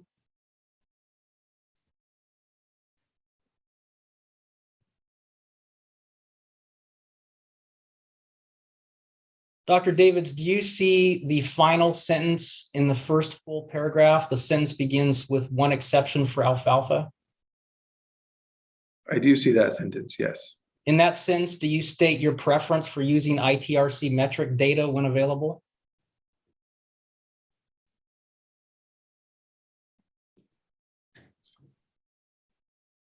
Yeah, I mean, to read the sentence, it says, with one exception for alfalfa, I elected to use ITRC metric KC values when available. And then in your table 1111, in the column labeled 3 KC source, approximately 3/4 of the values listed there are from ITRC metric. Is that accurate? Let's see here. I think it's precisely 3/4. Yes, it's 12 out of 16. Thank you. Can we please go back to Exhibit Buena Vista 802, Ms. Mullen?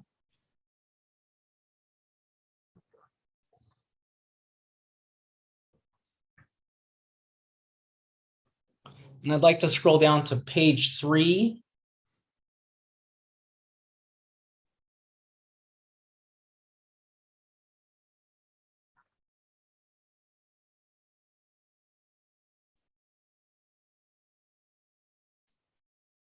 Thank you. Dr. Davids, do you see that this page is labeled Irrigation Training and Research Center, ITRC Standard Terms and Conditions? I do. And can you please take a look at the paragraph 6, which is entitled Ownership of Data? Ms. Mullen, will you please zoom in? Thank you. Oh, over zoomed. Please back out one. Thank you.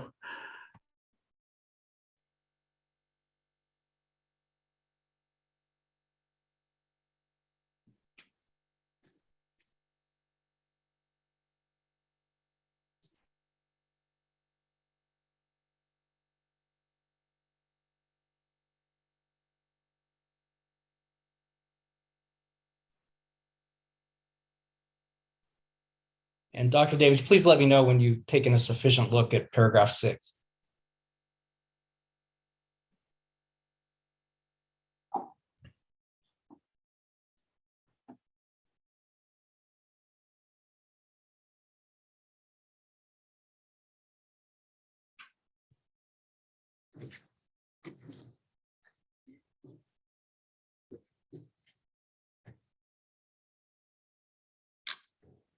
Okay, I've finished reviewing that. Do you see the sentence ITRC reports are for the exclusive use of the client to whom they are addressed?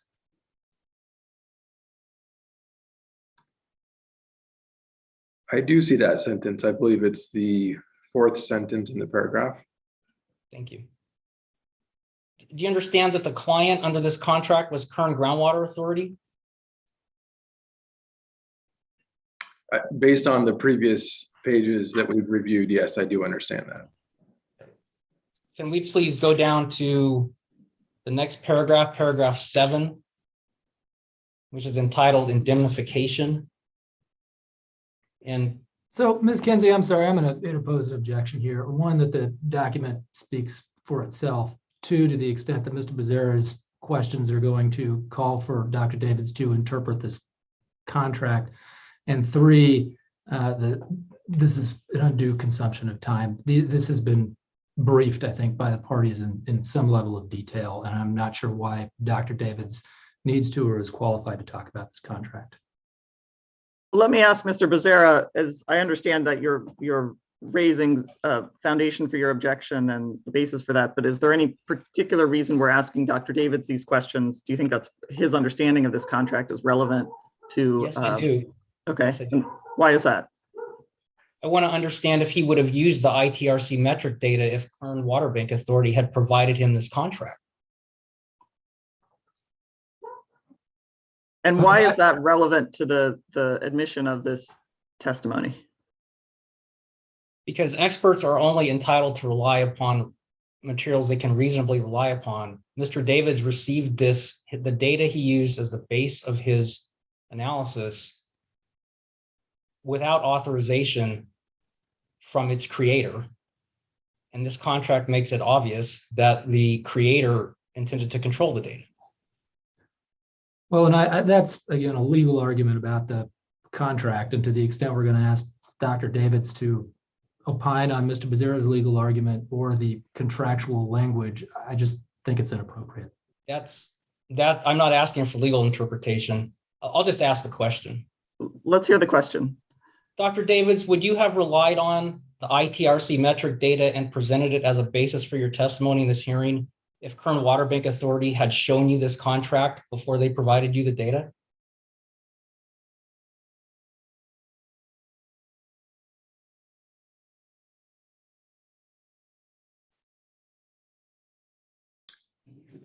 Well, I'm rereading the second sentence of clause 6. It states, upon full payment to ITRC for all services provided by ITRC, data or information generated by ITRC for the client shall become the client's property. Now, I understand the client is the Kern Groundwater Authority. Again, let me preface this by saying that I am not an attorney. I am an engineer, and so these ITRC metric are very valuable to me from an engineering perspective because they are a robust, surface energy balance method for understanding pixel by pixel crop water consumption at a 30-meter scale, leveraging Landsat information.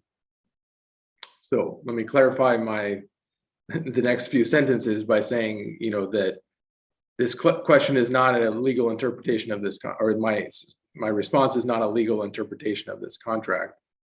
But the fact that I'm guessing that the client, the Kern Groundwater Authority, paid for the services rendered by ITRC, and that at that point the data became the property of the client, that the Kern Water Bank is a member GSA of the Kern Groundwater Authority, and that ultimately, it's partly their penny that went to paying for these data. And so I think it's well within the reasonable realm of a part of the Kern Groundwater Authority to use these data to try to do the best available science we can to understand crop water consumption now, so that we can extrapolate back in time to characterize crop water consumption at the earlier period. So yes, I think I would have. I think I would have verified that they paid for the data, that the data is now theirs, and that they can do with it, what they please. Ms. Kinsey, now that Dr. Davids has interpreted the contract, I'd like to ask him about some of the language in paragraph 7. I'm sorry, I didn't understand that Dr. Davids gave his opinion about what the contract says. I realized Dr. Heaney caveated his answer with the qualification that he is not an attorney and he's not giving a legal opinion. It does not affect I can read the contract speak for itself. I can read it. I don't see, I will give you a chance to respond, but I don't see how that will be helpful to our investigation here. Well, the following paragraph 7 also states, no one other than client shall have any right to rely on any report or other representation or conduct of ITRC. So I understood Dr. Davids to just base his opinion or base his position on paragraph 7. We were unable to get to, to be based on paragraph 6. We were unable to get to paragraph 7 because of Mr. Bivens' objections. Why don't maybe you'll start with this and I'll let you go from there, but maybe start with the question for, if you would, and I'm going to ask you to frame it, but essentially whether the testimony he just gave, in that testimony, whether he considered the language in paragraph 7. Yes, Dr. Davids, in the position you just stated concerning your use of this, did you consider the language in paragraph 7 of this contract? So as we discussed earlier, we have not taken the time for me to read every single clause. My attention was directed towards clause 6. And for that reason, I find it impossible for me to have considered clause 7 when I answered my non-legal opinion on clause 6. I will point out at this point, having heard you read portions of clause 7, I still have not read the entirety of the clause myself, that the portions you highlight refer to report, which is distinct from data. And so I will make that classification that I did not rely on the ITRC report in any means. I relied on the data that was provided and is now the property of the client per clause 6. What is the form of the data on which you relied? I believe I pointed this out earlier up in the earlier parts of the contract. There were 3 deliverables that were referenced, and number 2 of those list of deliverables was ETC values in GIS format. And the common GIS format is what's called a GeoTIFF. Have you submitted that data as an exhibit in this hearing?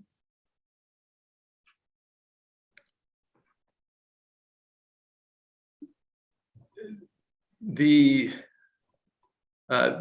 the data is digital in nature, and it is it's something I don't know, Mr. Bivens, if you want to speak here, but it's something that I believe my understanding is that it has been made available, I'll say, to anybody who would like to look at it. Okay. I'll just ask briefly, have you submitted that set of data as an exhibit in this hearing?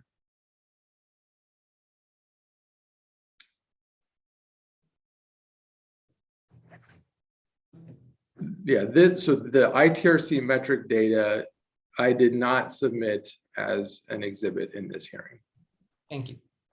Ms. Mullen, can we please bring up exhibit Buena Vista? I believe it's 803.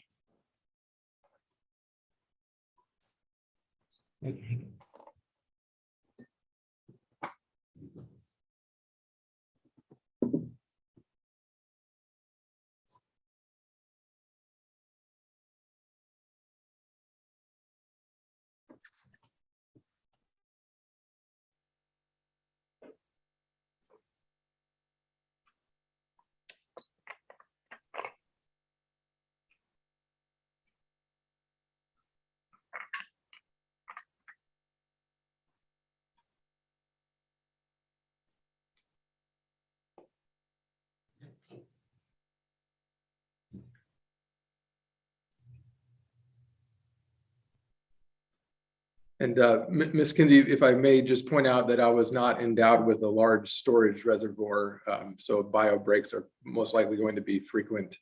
Right. That is entirely fair. And I was looking at the clock. We are coming up on about an hour. Okay.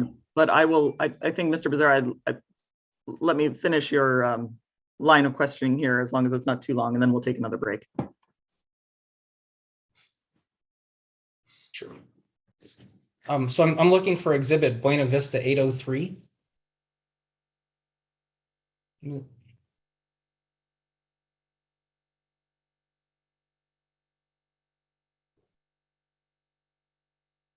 Thank you. And could we please scroll down? And Dr. Davids, do you see that exhibit Buena Vista 803 is a declaration by Jonathan Parker?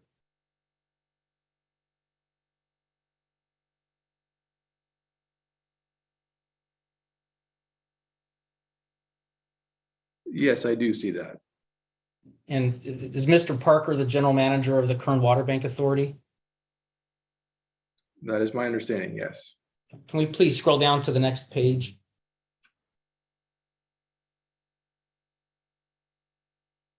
And Dr. Davids, do you see that on lines 7 through 9 of page 2 here, that Mr. Parker declared that he provided a copy of obtained a copy of Dr. House's report and the underlying RTRC metric data and provided it to you? Objection. The document speaks for itself. Overruled. I think Mr. Becerra was just asking whether he sees those lines. Yeah, I'd appreciate the chance. This seems like a relatively short document, I suppose, albeit never mind. I suppose it would be worth trying to read through the entirety of the document before answering. Dr. Davids, I'm happy to do that. I'm happy to do that. We may take a while here today, but I'm happy to have you read the document if you like. I mean, I clearly see on lines 7 through 9 that it says, I obtained a copy of Dr. Howe's report. So I agree with Mr. Bivens that it's a fairly plain question. Can we please scroll down 2 pages?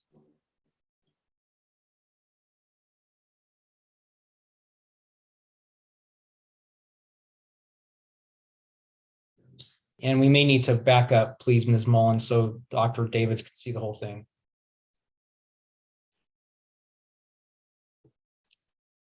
Dr. Davids, do you see that this is a report prepared by Dr. House and submitted to the Kern Groundwater Authority?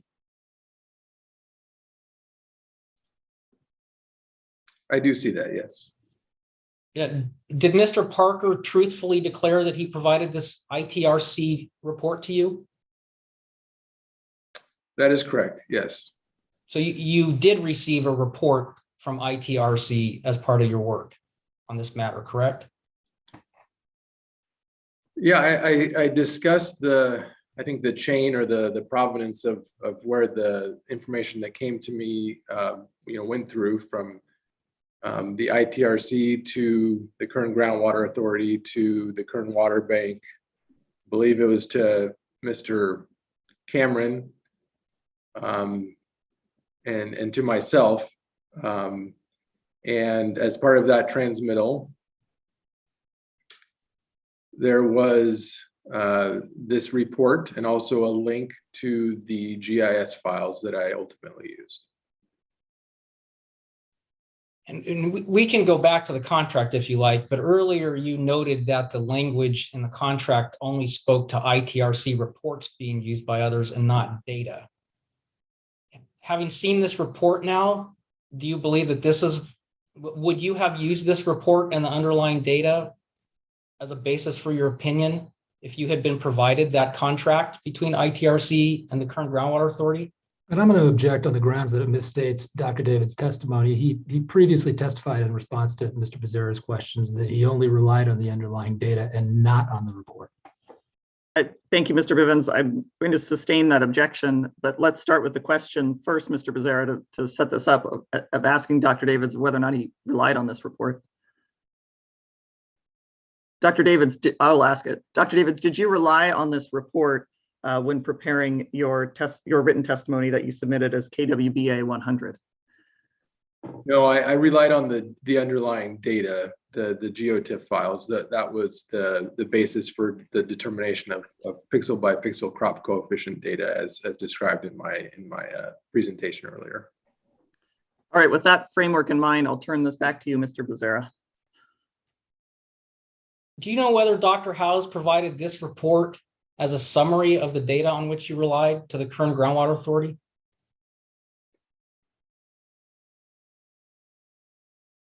The question, do I know if this report was provided as a summary?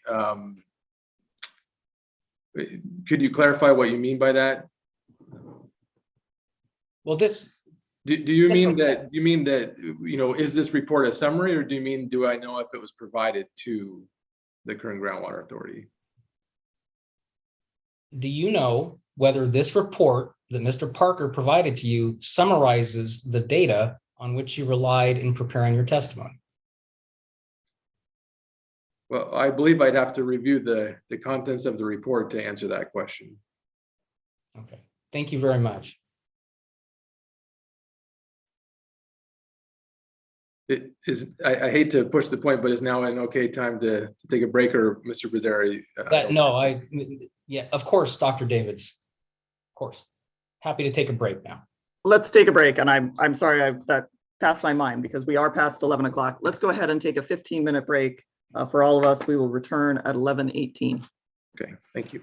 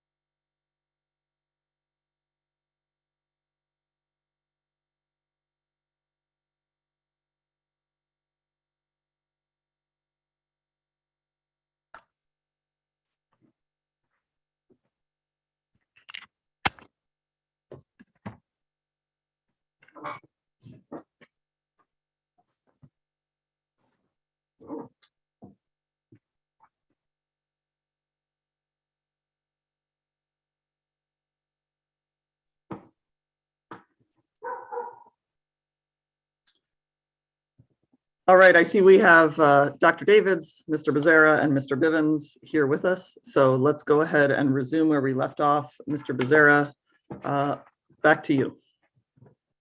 Thank you. Dr. Davids, have you developed intellectual property for which you are seeking a patent?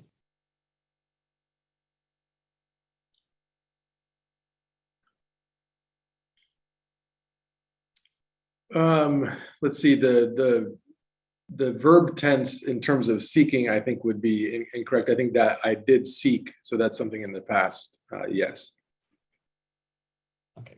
You developed intellectual property and you sought a patent for it. That's Correct. correct. Did people need to obtain a license from you in order to use that intellectual property?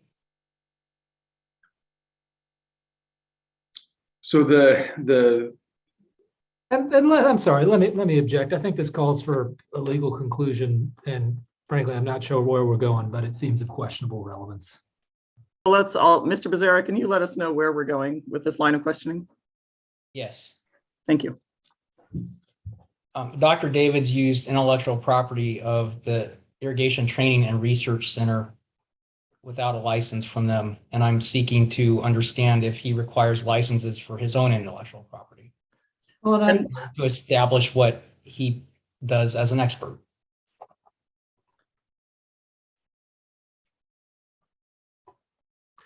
And I'm going to object on the grounds that, one, whether the data on which Dr. Davids relies is in fact the ITRC's intellectual property is an open legal question, I think, that the parties have briefed. And two, what Dr. Davids thinks about his own intellectual property is really of questionable relevance as to what type of analysis he performed here. Ms. Kinsey, I can respond if you like. Sure. Under Evidence Code Section 801 Subdivision B, a witness can testify as an expert if they're relying on information of a type that may reasonably be relied upon by an expert in forming an opinion. If Dr. Davids requires a license for his own intellectual property, but didn't obtain one here, it goes to the question of whether he reasonably relied on that data. And again, I'll just say the issue of whether this is in fact ITRC intellectual property for which Dr. Davids would need a license is a legal question, and I'm not sure how Dr. Davids could possibly draw that conclusion. And let me, before we continue, and I think this is an important discussion we're having, but let me give you my sense of where we are, is that I don't think I'm going to be qualified at any point in this proceeding to make a determination as to whether or not this data is the intellectual property of the Groundwater Authority or Cal Poly or anything else. So I'm trying to come to the best conclusion about how to navigate the situation. I mean, there is an open legal question here. I don't think this is the venue where we're going to resolve that question. But nonetheless, I'm faced with a situation where I need to make a decision as to whether or not this testimony is admissible. On that, you brought up 801B, which I think is helpful, and that's what I'm looking to here. I'm not sure, and maybe you have citations in your briefs that I don't recall, but it's not obvious to me that the consideration of the type of information reasonably relied upon by an expert in this context would bring in this question of whether or not the data is the intellectual property of someone else. It certainly raises the question of whether it's the type of data that the expert would use. And I think Dr. Davids has testified somewhat to that, that this type of data is something that an expert in his profession would rely on. Mr. Becerra, I'm going to give you a chance to respond, but I'll tell you that that's a question. I'm not sure. And Ms. Kinsey, my question was quite simple. It was, does Dr. Davids require a license or require other people to have a license in order to use his intellectual property? I was not asking for a legal conclusion. I was asking for his own practice. I will allow the question. I mean, I think the relevance isn't clear to me, but I'll allow the question and with that narrow construction of a factual question for Dr. Davids. Well, let me start with some self-deprecation here with an admission that the patent was not provided to the application that I submitted. I think it was in 2012. So I technically do not have a patent on, I think what Mr. Becerra is referring to is a device called the remote tracker, which is a device for measuring flow rates in turnouts from canals to irrigation fields. And so, so there is no patent, I guess, is the answer to the first question that Mr. Becerra asked. Do you require people to obtain a license to use the remote tracker that you developed?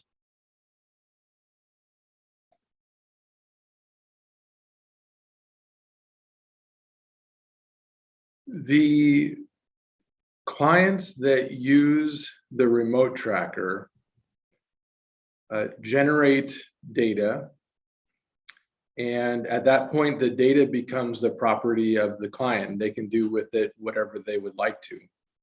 I see that analogous to the ITRC metric. I mean, ITRC metric was a process that was applied to generate data, and at that point the data became the property of the client as specified in clause 6 of the contract that we looked at earlier.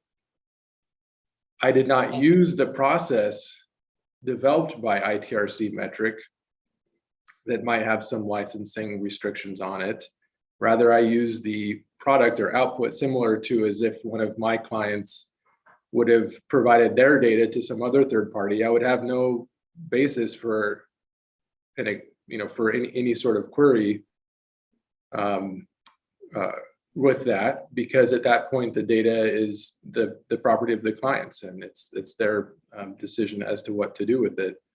So I see that, if we follow this line of reasoning, which I also don't see the direct connection with the matter at hand, that again, I use data that was provided to a client after paying the contract, as specified in clause 6, and I think that's the basic answer. And the client in that case was Kern Groundwater Authority, not Kern Water Bank Authority, correct? Yeah, per the contract that we reviewed, that's correct. The client was the Kern Groundwater Authority.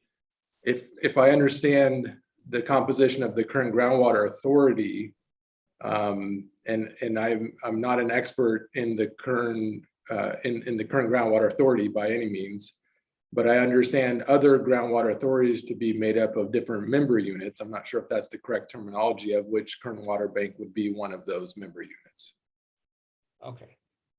And Dr. Davis, just to ask an obvious question, you're not reaching any legal conclusions about the legal relationships with Kern Groundwater Authority and its members, correct? No, because I'm not an attorney, none of what I say should be misconstrued to be a legal opinion. Okay, thank you very much. Dr. Davis, I want to ask you about your opinions at this point. Have quite a number of questions about your opinions. In the PowerPoint you presented this morning, I saw no conclusions concerning water use within the Buena Vista service area. Did I miss anything there? No end result conclusions of total water use as of any date, correct?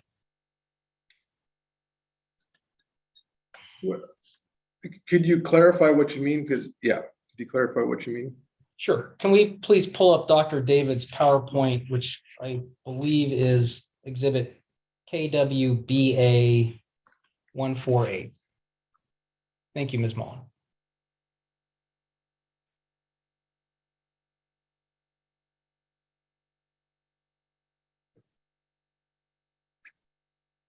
And Dr. Davis, can you point out the slide in this PowerPoint that states your conclusion about total Kern River irrigation diversions within for the use within Buena Vista's service area? Yeah, I'd be happy to do that. And before I do that, I just want to make a couple of clarifications that, again, these numbers that are presented are, I think I clarified this at the beginning of my testimony, that these are not, or should not be misconstrued as a reconstruction of exactly what actually happened, but rather an estimated upper range, as is indicated on my title here, of historical crop water consumption and the associated applied water and diverted water demands to meet that crop water consumption. With that, I'd like to move to slides 11, Ms. Mullen, if we could.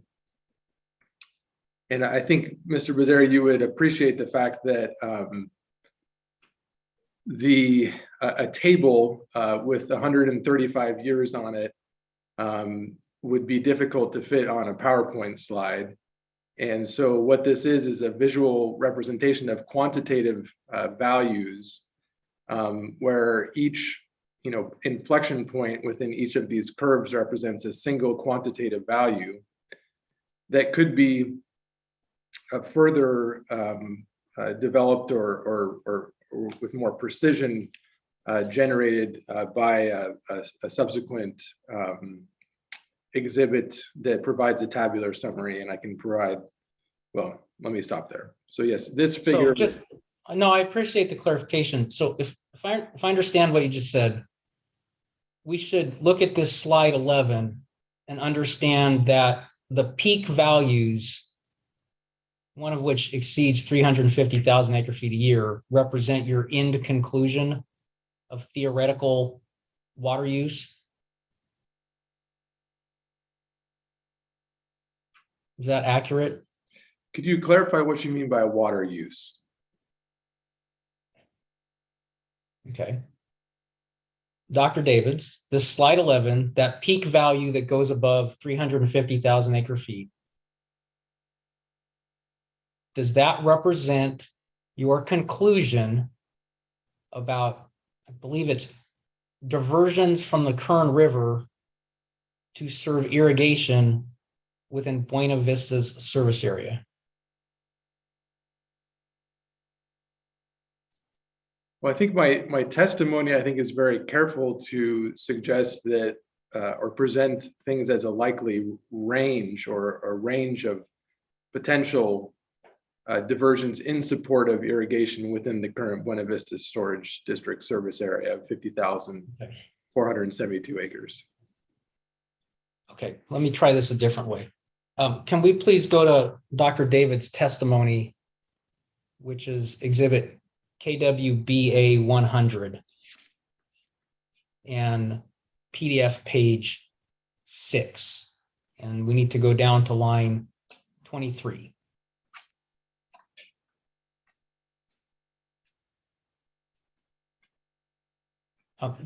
Dr. Davids, this text on lines 23 through, I believe, 25, is that the opinion you were just reflecting graphically in slide 11 of your PowerPoint?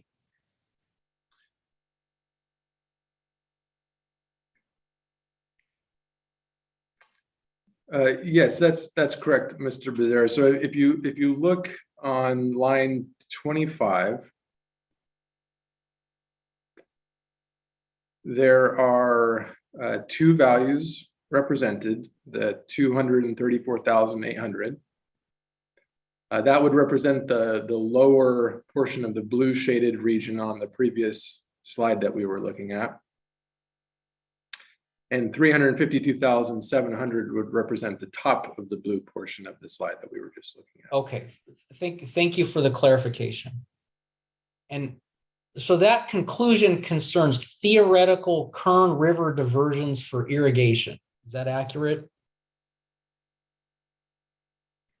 Yeah, I think that's clear from the text there. A reasonable estimate of the upper ranges of theoretical Kern River diversions for irrigation. And then in line 27, you state that your analysis assumes no changes in storage in Buena Vista Lake. Correct?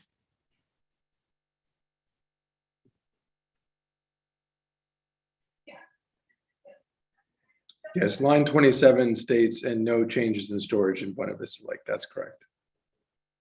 Is it accurate to characterize your opinion of theoretical Kern River diversions for irrigation to include no diversions into storage within a given year into Buena Vista Lake storage? Well, I think we need to be very careful with the language here, and to highlight that line 24 states, starting in line 23,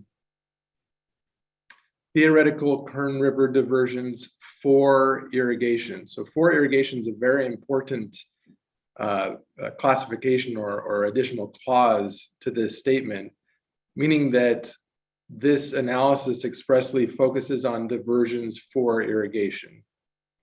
So is it your opinion that diversions into Buena Vista Lake storage as of 1914 were not for irrigation purposes?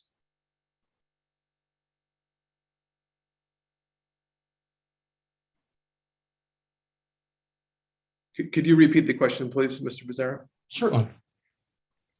Is it your opinion that, quote, theoretical Kern River diversions for irrigation did not include any diversions into Buena Vista Lake storage?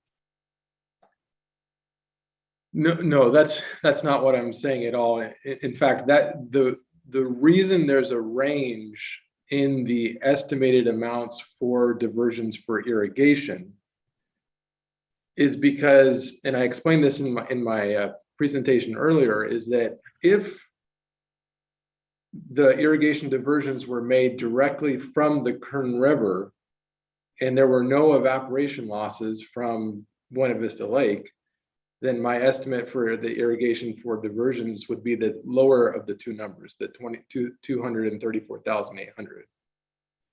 However, if the Buena Vista Lake facility was used as a routing mechanism through which water would pass, initially as a diversion to storage, but subsequently and importantly, out of the reservoir as a diversion for irrigation, if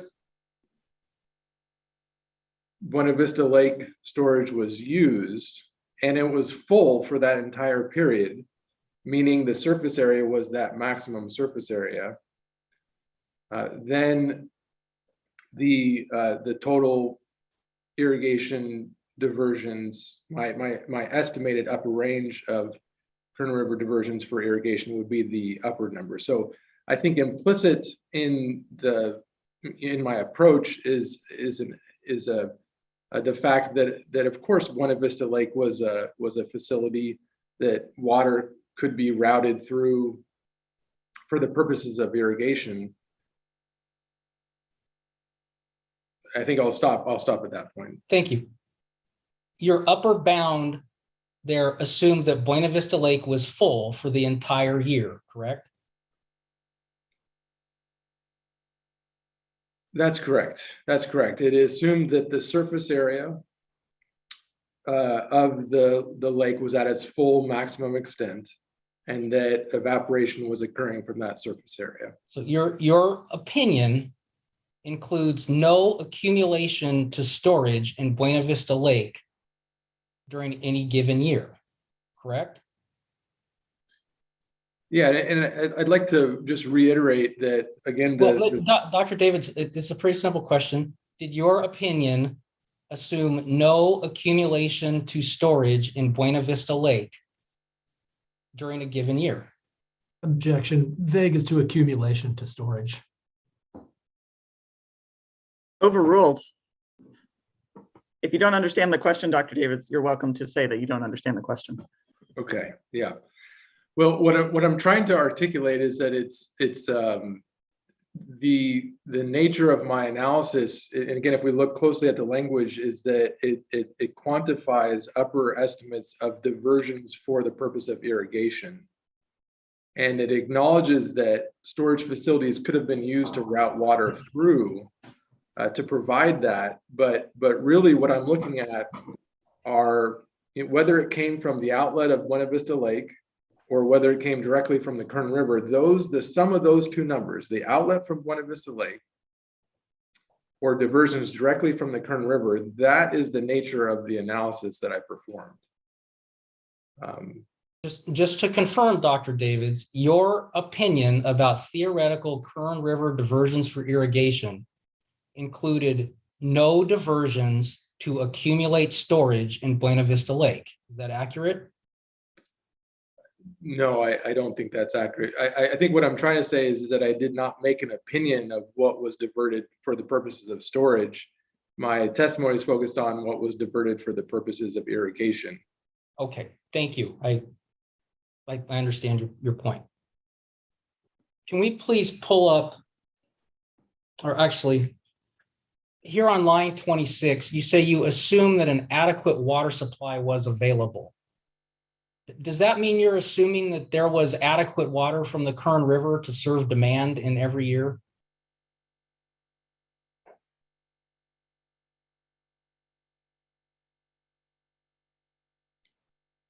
Yeah. Could you clarify, I guess, what you mean by serve demand in every year? Sure. Are you assuming that there was adequate water to serve demand for crops in Buena Vista's service area in every year? That is correct. That is the assumption, and that's why the results of this analysis are very clearly articulated as an upper range estimate. Again, it's an estimate, and I have parenthetically an explanation of what I mean by that. That there were no significant crop stress. You can see on line 26. Essentially, the crops that were out there growing, would have had sufficient moisture available to them to transpire and develop biomass through the process of evapotranspiration and photosynthesis at their, reasonable potential to do so. And your assumption is the water to serve those demands would have come from the Kern River, correct?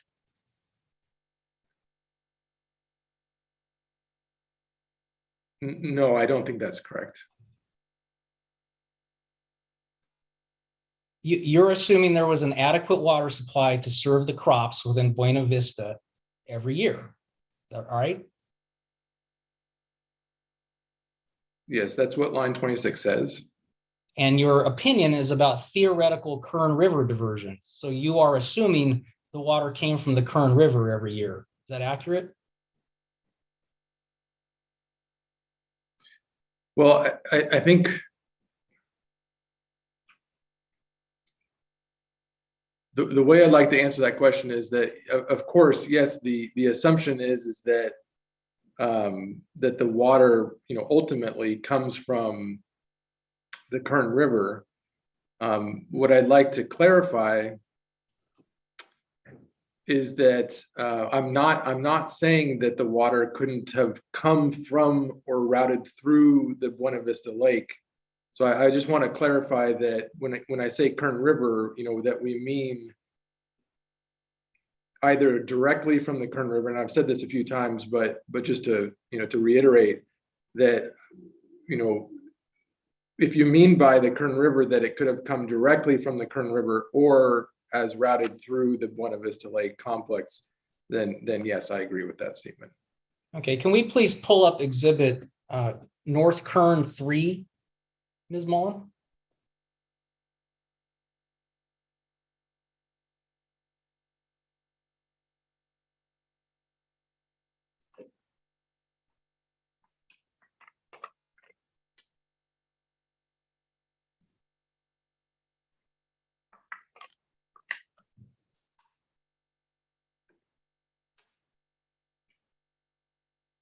Dr. Davids, do you see that this is a slide depicting the annual natural flow of Kern River at First Point from 1894 to 2020?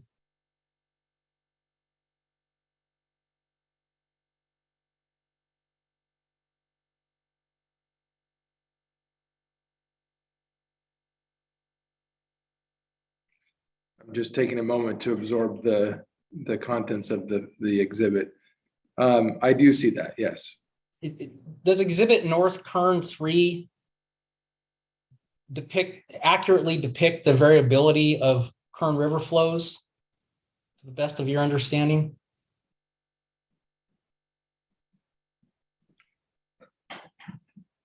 Well, that's a complicated question. Having 15 years of experience of measuring flows in open channels and pipelines, the question of whether it accurately, I forget exactly how you phrased it, but accurately portrays the variability in Kern River flow is difficult, because what do you mean by accurate? And also I know very keenly the difficulty of accurately measuring flows in streams like the Kern River. Do you have an I'm sorry, I interrupted you. No, go for it, Mr. Mazzara. Do you have an understanding of how variable the annual flows of the Kern River are?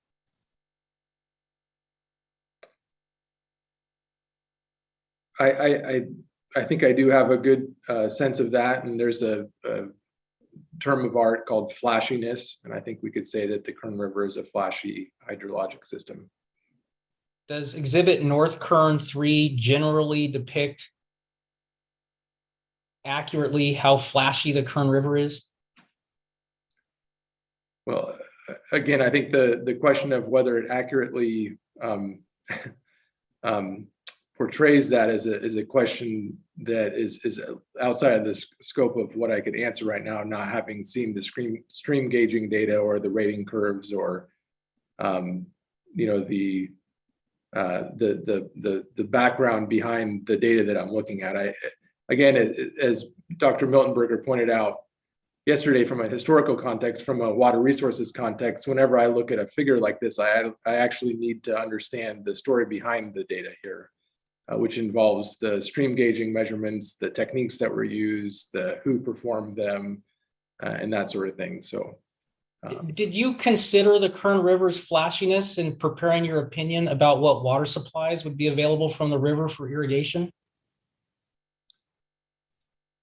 Well, this is an important question as it relates to the framing of, again, the results of my analysis. And I was very careful to frame the results as upper range estimates, with the assumption that we just looked at in my written testimony, that adequate water supplies were available. And one of your assumptions for that upper range was that Buena Vista Lake would be full for the entire year, every year. Is that accurate?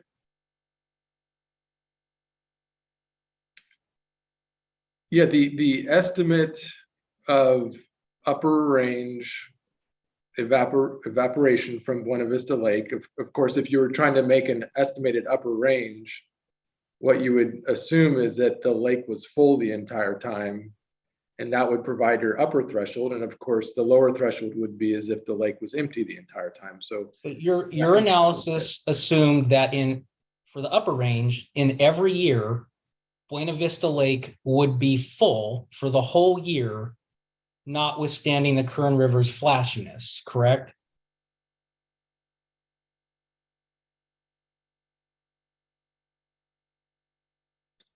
Yes, and for the purposes of developing an upper range of evaporation from Buena Vista Lake, the assumption was, yes, that it was full for the entire year. Okay, thank you. Can we please pull up Exhibit KWBA 14, which is Bulletin 9?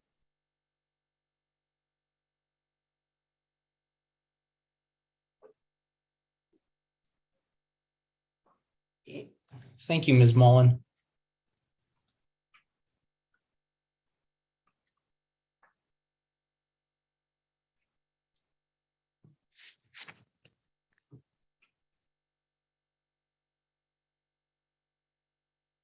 And if we could scroll to the title page so Dr. Davis can take a look.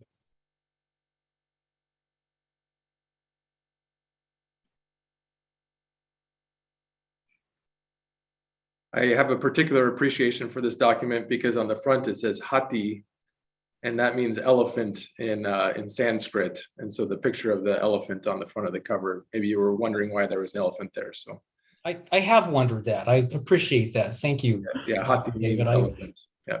I've used a number of Hathi Trust publications and never understood that. Thank you. Can we please go to PDF page 72, I believe.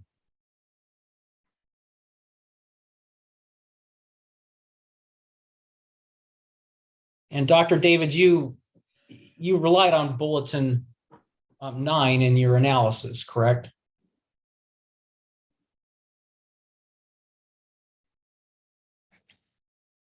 Yes, that is correct. There were portions of the analysis that relied on bulletin 9. That's correct. Did you rely on this table specifically for evaporation figures?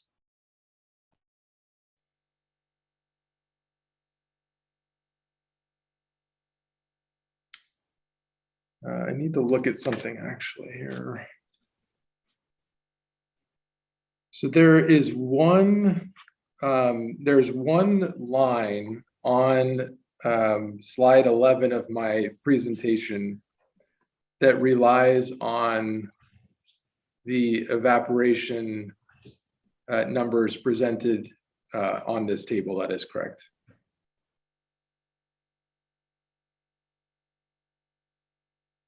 And I can flip to the exhibit if you like, Dr. Davids, but in paragraph 82 of your testimony in KWBA 100, you discuss how Bulletin 9 analyzed storage data.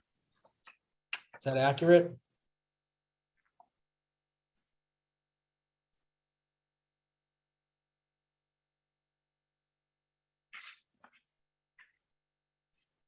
Mr. Becerra, for my benefit, would you please repeat that citation? Sure, and I can put up on the screen if it's easier for everyone. Just trying to save time a little. No, and I think it's fine. It's in some ways it's easier for me to see it in my hard copy. So, but I just if you just repeat it. It's exhibit KWBA 100, paragraph 82, and then also 86 on pages 30 and 31. Thank you. I appreciate that.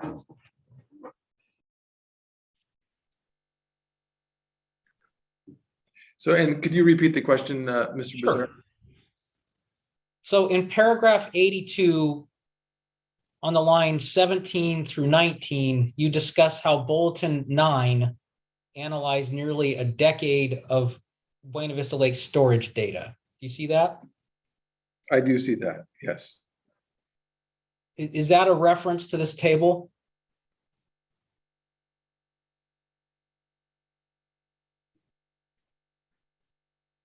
Yes, there's several places that this analysis is discussed, but I would say that table 26 that's presented on the slide is a summary of the analysis that the authors of Bulletin 9 performed. And then on the following page in paragraph 86, you refer to some specific numbers from Bulletin 9 on lines 22 through 24. Do you see that? I do see that, yes. Are those numbers directly from this table? They are. They're the numbers from the column headed estimated total acre feet of evaporation, correct? That is correct. Do you see the column headed water in lake at beginning of season acre feet in the table? This is one of those tables you have to turn your head sideways to ascertain the question here. I do see that. It appears to be the second column, not counting the seasons listed on the left. And do you understand that the beginning of season was March 1st of these listed years?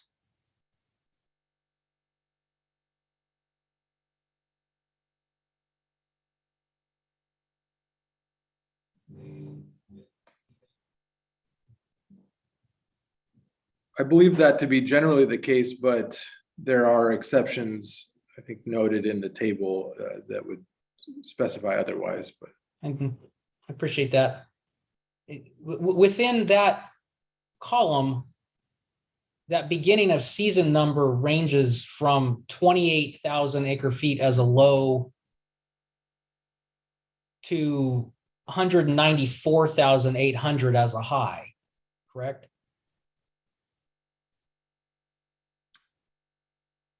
Well, I see a larger number in the column, I suppose. That's one of the exceptions you noted. Okay, Correct. so dropping off the exceptions, then the range that you just suggested is true, yes. Does that column indicate to you that the volume of storage in Buena Vista Lake ranged from, or beginning of season storage in Buena Vista Lake ranged all the way from 28,000 to 194,800 in this one 10-year period?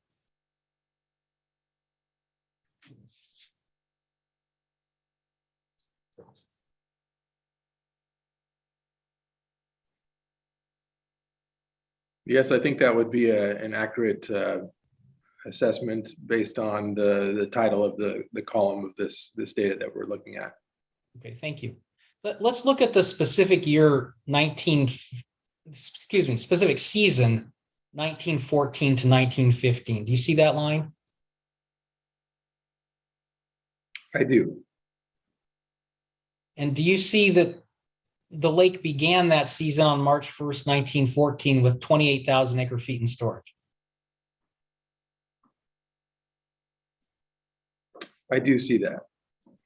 And then sliding over 4 columns to the column summation of total inflow into the lake acre feet. Do you see that column? Maybe Ms. Mullen, would you please zoom in one time? That's better, thank you. Oh, that's Even perfect. better. Could you repeat your question, Mr. Sure. Butler? Do you see the column headed summation of total inflow into the lake acre feet? I do see that column, yes. And total inflow in that 1914 to 1915 season was 276,500 acre feet, correct? That is the number I see there, correct. And do you see that 93,100 acre feet evaporated from the lake in that season?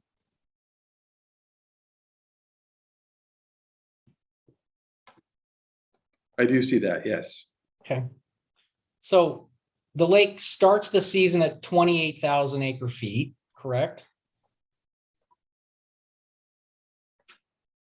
That is correct. 276,500 flow into the lake, correct?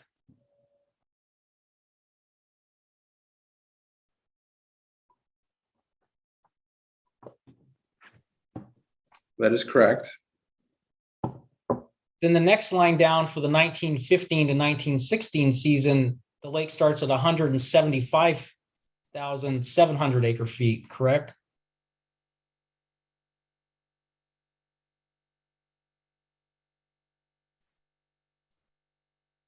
Yes, that's what the subsequent row labeled 1915 through 1916 states within the water in the lake at the beginning of the season acre feet. So I'm going to try to summarize here to speed things along.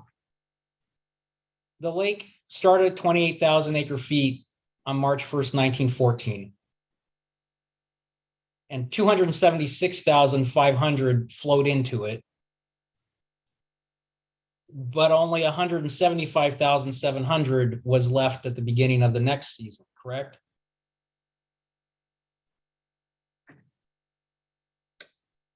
That is correct.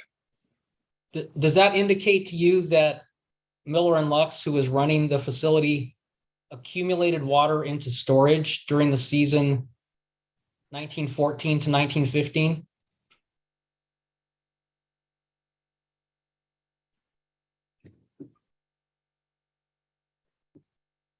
Well, let's see. You added in a piece about who was operating it, and that's kind of throwing me off a little bit. Oh, let me, I understand.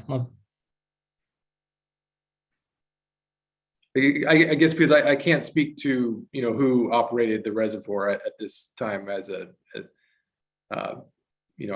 an engineer. I think that's more of a Dr. Milton Berger question, but could you rephrase the engineering Sure. related portion of that question? Sure, I'll break it up a little bit. In the 1914 to 1915 season, the lake began at 28,000 acre feet and 276,500 acre feet flowed into it, which according to my math, that's a total of 304,500 acre feet. Those two numbers add up to that number, correct? So you're adding the amount in storage to the amount of inflow, or the summation of total inflow, to use the precise language there. And that's what you're asking me, what the sum of those two are? Yes. And what was the value that you suggested? 304,500 acre feet. Yes, that mental math checks that. Yes. And then on March 1st, 1915, there were only 175,700 acre feet left, right? That's correct. That's what this table suggests. Yep. And then the column headed estimated total acre feet of evaporation for 1914 and 1915 states 93,100 acre feet. Is that accurate? That is correct. So that amount of water evaporated from the lake during the 1914-1915 season, correct? That's correct. And if, just to put this in context of my analysis, I suggested that if the lake was full for the entire period of a year, that there would be an evaporation of approximately 122,000 acre feet. And so, the fact that this is roughly 75% of that, to me, suggests that on average, the surface area of the reservoir was roughly 75% of its full capacity in terms of surface area, not storage volume, but surface area. Understood. And then in the column, water in lake at beginning of season, acre feet, the lake goes from 28,000 acre feet to 175,700 acre feet during that 1914-1915 season, correct?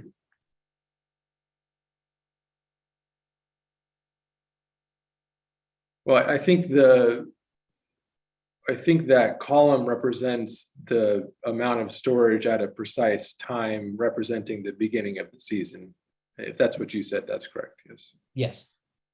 So is it accurate to summarize that this table indicates it was both possible to have 93,000 acre feet evaporate from the lake and also accumulate approximately 147,000 acre feet in the same season?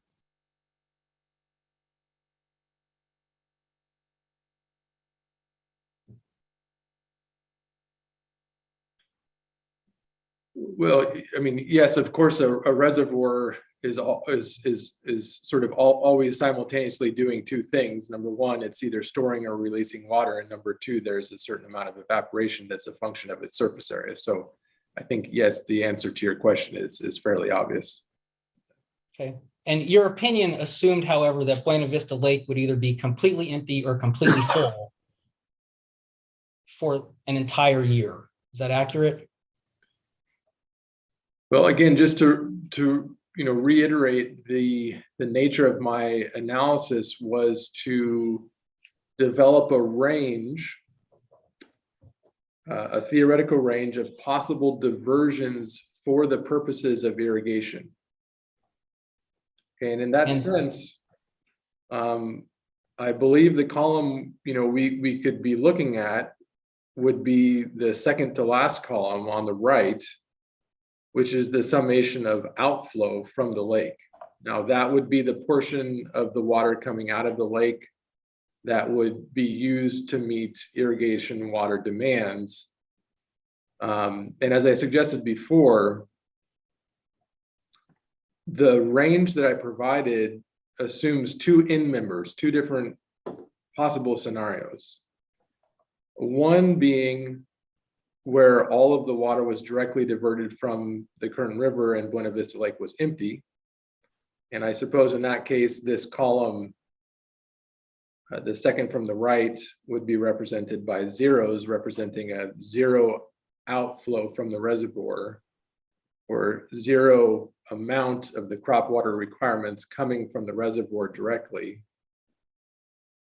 Or, so that's one end member, or on the other end, if the lake were full, then the diversions for irrigation would include that full amount of evaporation from Buena Vista Lake. So let me walk this through. So you used that 93,100 acre feet of evaporation number from 1915 season to essentially confirm your estimates of evaporation off of a full Buena Vista Lake reservoir, correct? I don't think that's correct, no. Can we please pull up Dr. David's written testimony, exhibit KWBA 100, and go to PDF page 32, please, Ms. Mullen?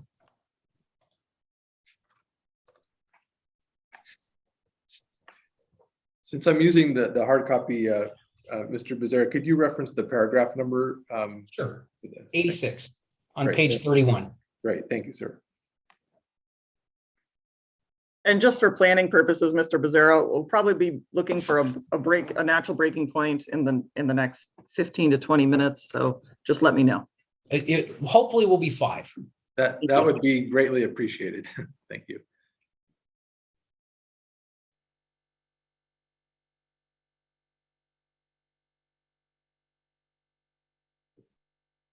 And if we go to PDF page 32.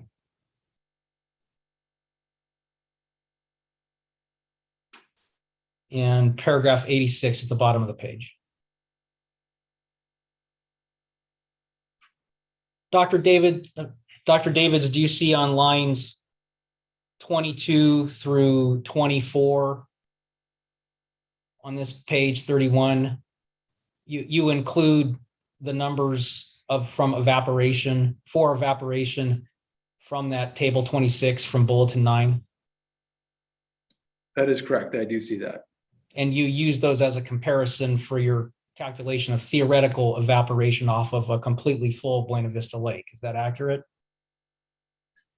Well, the reason I didn't agree with your previous statement was because you said that I used it as a check on total evaporation.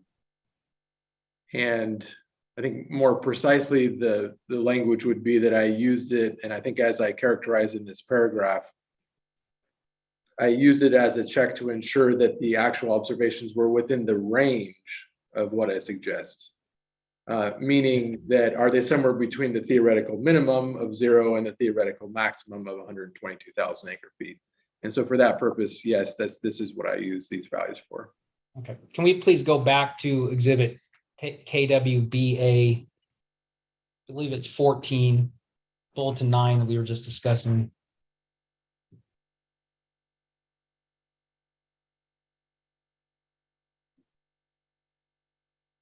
And I believe it's PDF page 72.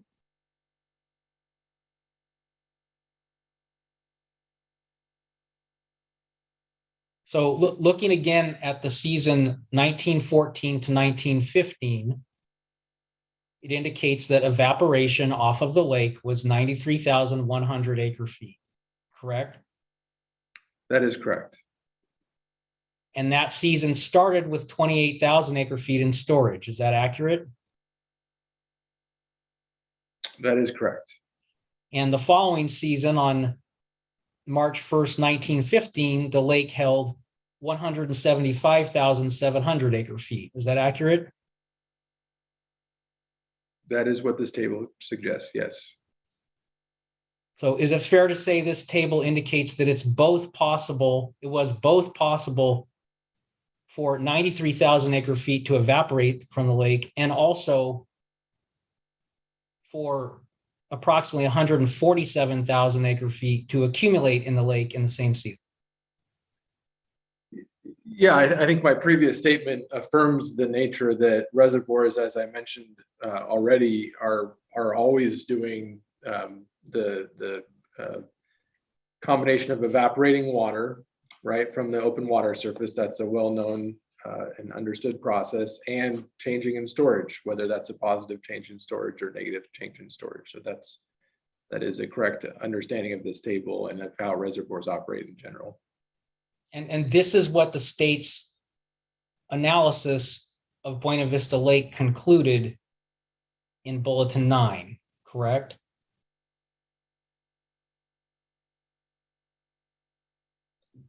Objection vague. I'll withdraw. One last question. I think it's one last. Dr. Davids, that 1914 to 1915 season overlaps the date December 19th, 1914 you used as a basis for your analysis in your testimony, correct?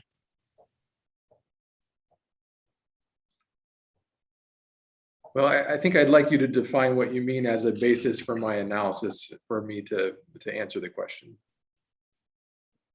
Certainly. Can we please go back to Dr. David's written testimony, exhibit KWBA 100, and go to PDF page 6, which is hard copy page 5, and go down to his last bullet begins on line 23. Dr. Davids, do you see in this paragraph that you use the date December 19th, 1914 as the date at which you are estimating an upper range of theoretical Kern River diversions for irrigation? I do see that, and I'd like to just clarify that, again, it's not a basis for my analysis. It's rather a specific date to aggregate information for, for the auspicious reasons that we all are familiar with, based on the California Water Commission Act. Thank you. Actually, let me ask you a question. Why did you choose that date? Well, I think as a water engineer in California, we should all be aware of the fact that the California Water Commission Act was passed in 1913, and that that was ratified by voters in December of, or if I recall correctly, I think it was November 3rd of 1914, and ultimately, the date of application, I'm not sure what the correct legal term is, but the December 19th, 1914 represents that dividing line between pre-1914 and post-1914 water rights. Thank you. And the March 1st, 1914 through February 28th, 1915 season we discussed from Bulletin 9 overlaps that important historical date of December 19th, 1914, correct? That is correct. December 19th, 1914 is between March 1st, 1914 and I suppose February. Okay, so what was February? Was it 28th or 29th? Let's see, it was 1915, so it was probably not a leap year. So I'd say February 28th, that's correct. December 19th is between March 1st of 1914 and February 28th of 1915. And in that season, you understand, based on standard reservoir operations, Buena Vista Lake was both evaporating 93,000 acre feet and also accumulating 147,000 acre feet in the same season. Is that accurate? I do, and I just want to reiterate, in my response to that again, The precise language in line 24 is that these numbers represent diversions for irrigation. So if we consider that those diversions could happen from the outlet of Buena Vista Lake, which is represented by that second to the right column in the previous table we were looking at in bulletin 9, or directly from the Kern River, what these numbers represent is really agnostic to what's happening within the Buena Vista Lake with regards to storage. Right, So so, you're so just- diversions to storage are expressly not, what I state here is diversions for irrigation. So that is correct. Just to clarify, Dr. Davis, I didn't quite understand you. You just stated that your diversions here do not include diversions into Buena Vista Lake storage. Is that accurate? Yes, the line 24 says diversions for irrigation. And so that is agnostic as to whether Buena Vista Lake was accumulating water into storage. Is that accurate?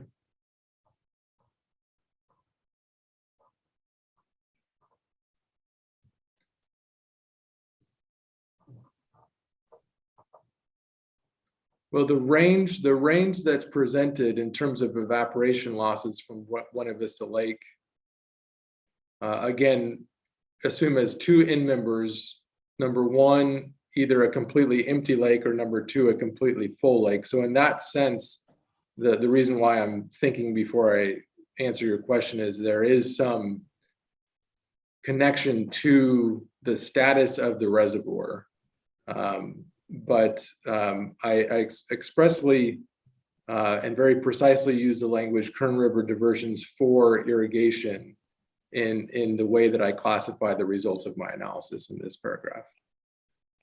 And I'll try this one more time. Mr. Becerra, can I just interject, if I Yeah. may? I would like to ask this. I think I understand the point, and I think hopefully this question will simplify the issue and not make it worse.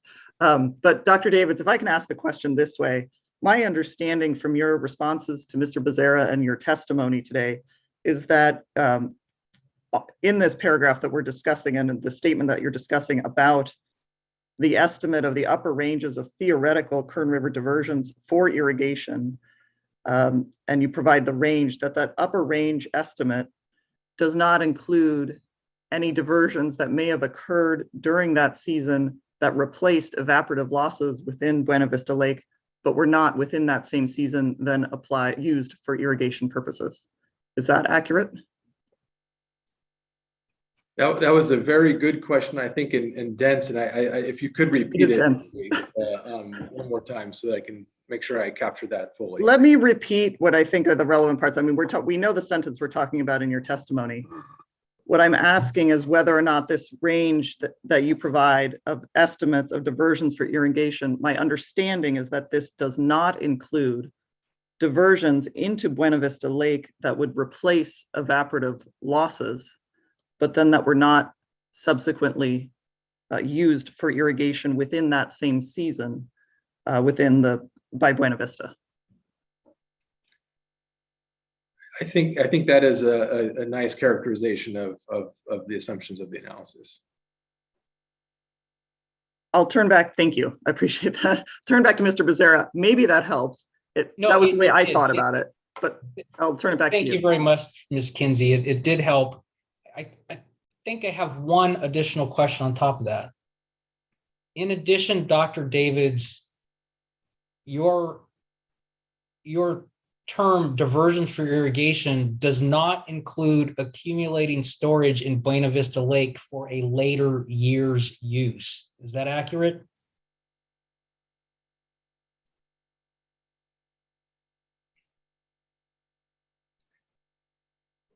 Well, I think that would be another way of summarizing what Ms. Kinsey just, I think, articulately conveyed. Okay, I understood Ms. Kinsey to be asking about water being diverted into storage to replace water that evaporated. Is that how you understood her question?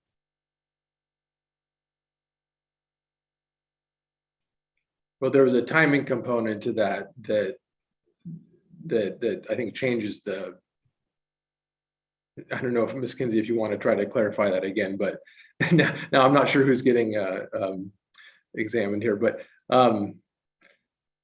let's see here. Let me try to Could you simplify. ask a question again, please? Let me try to simplify. If Buena Vista Lake started as empty in 1 year, and whoever was running it diverted water to accumulate storage for use in a later year, that is not included in what you have termed diversions for irrigation. Is that accurate?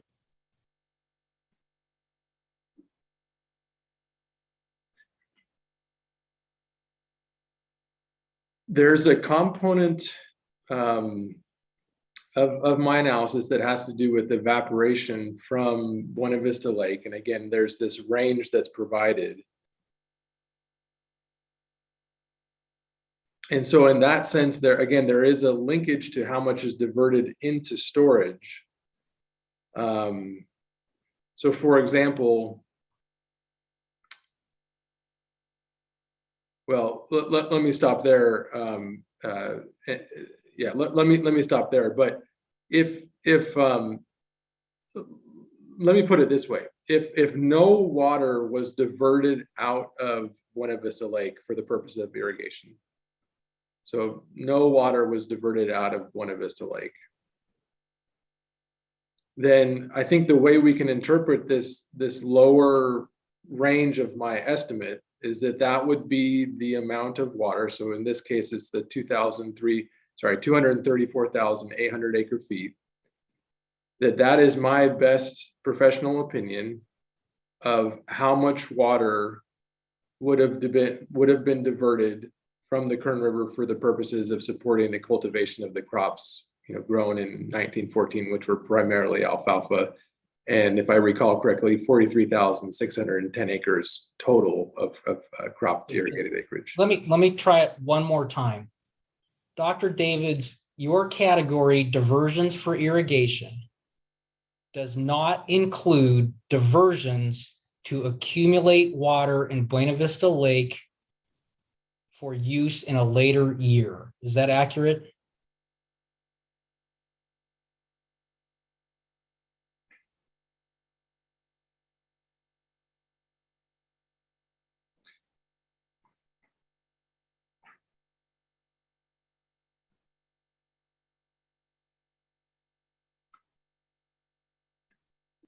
Let's see here. I apologize for the pause, but I want to make sure to get this correct. So the analysis would capture that subsequent diversion in later years, as the demand for that year. So that's where I'm hesitating to answer your question. If I hope that makes sense. I'm not trying to avoid your question, but I'm trying to be very precise with my responses. I understand. Your analysis for a later year would include diversion from storage in that later year, correct? That's correct. In the earlier year, you are not including diversions to accumulate water into storage as part of a diversion for irrigation, as you have put it, correct? I think that is correct. I think that's correct. Thank you. Ms. Kinsey, I'm done and happily we take lunch at this point. Mr. Becerra, will you clarify, by done, do you mean done for now? Done for the break. Yes, I have Okay. much more for Dr. I Davis. thought that might be true, so I wanted to clarify. Let's go ahead and take a break. It is 12:22. Let's reconvene at 1:25 and we'll pick up where we left off. Thank you very much. Oh, please log out and log back in. That's a reminder to the Zoom call. Thank you, Ms. Kinsey. Thank you.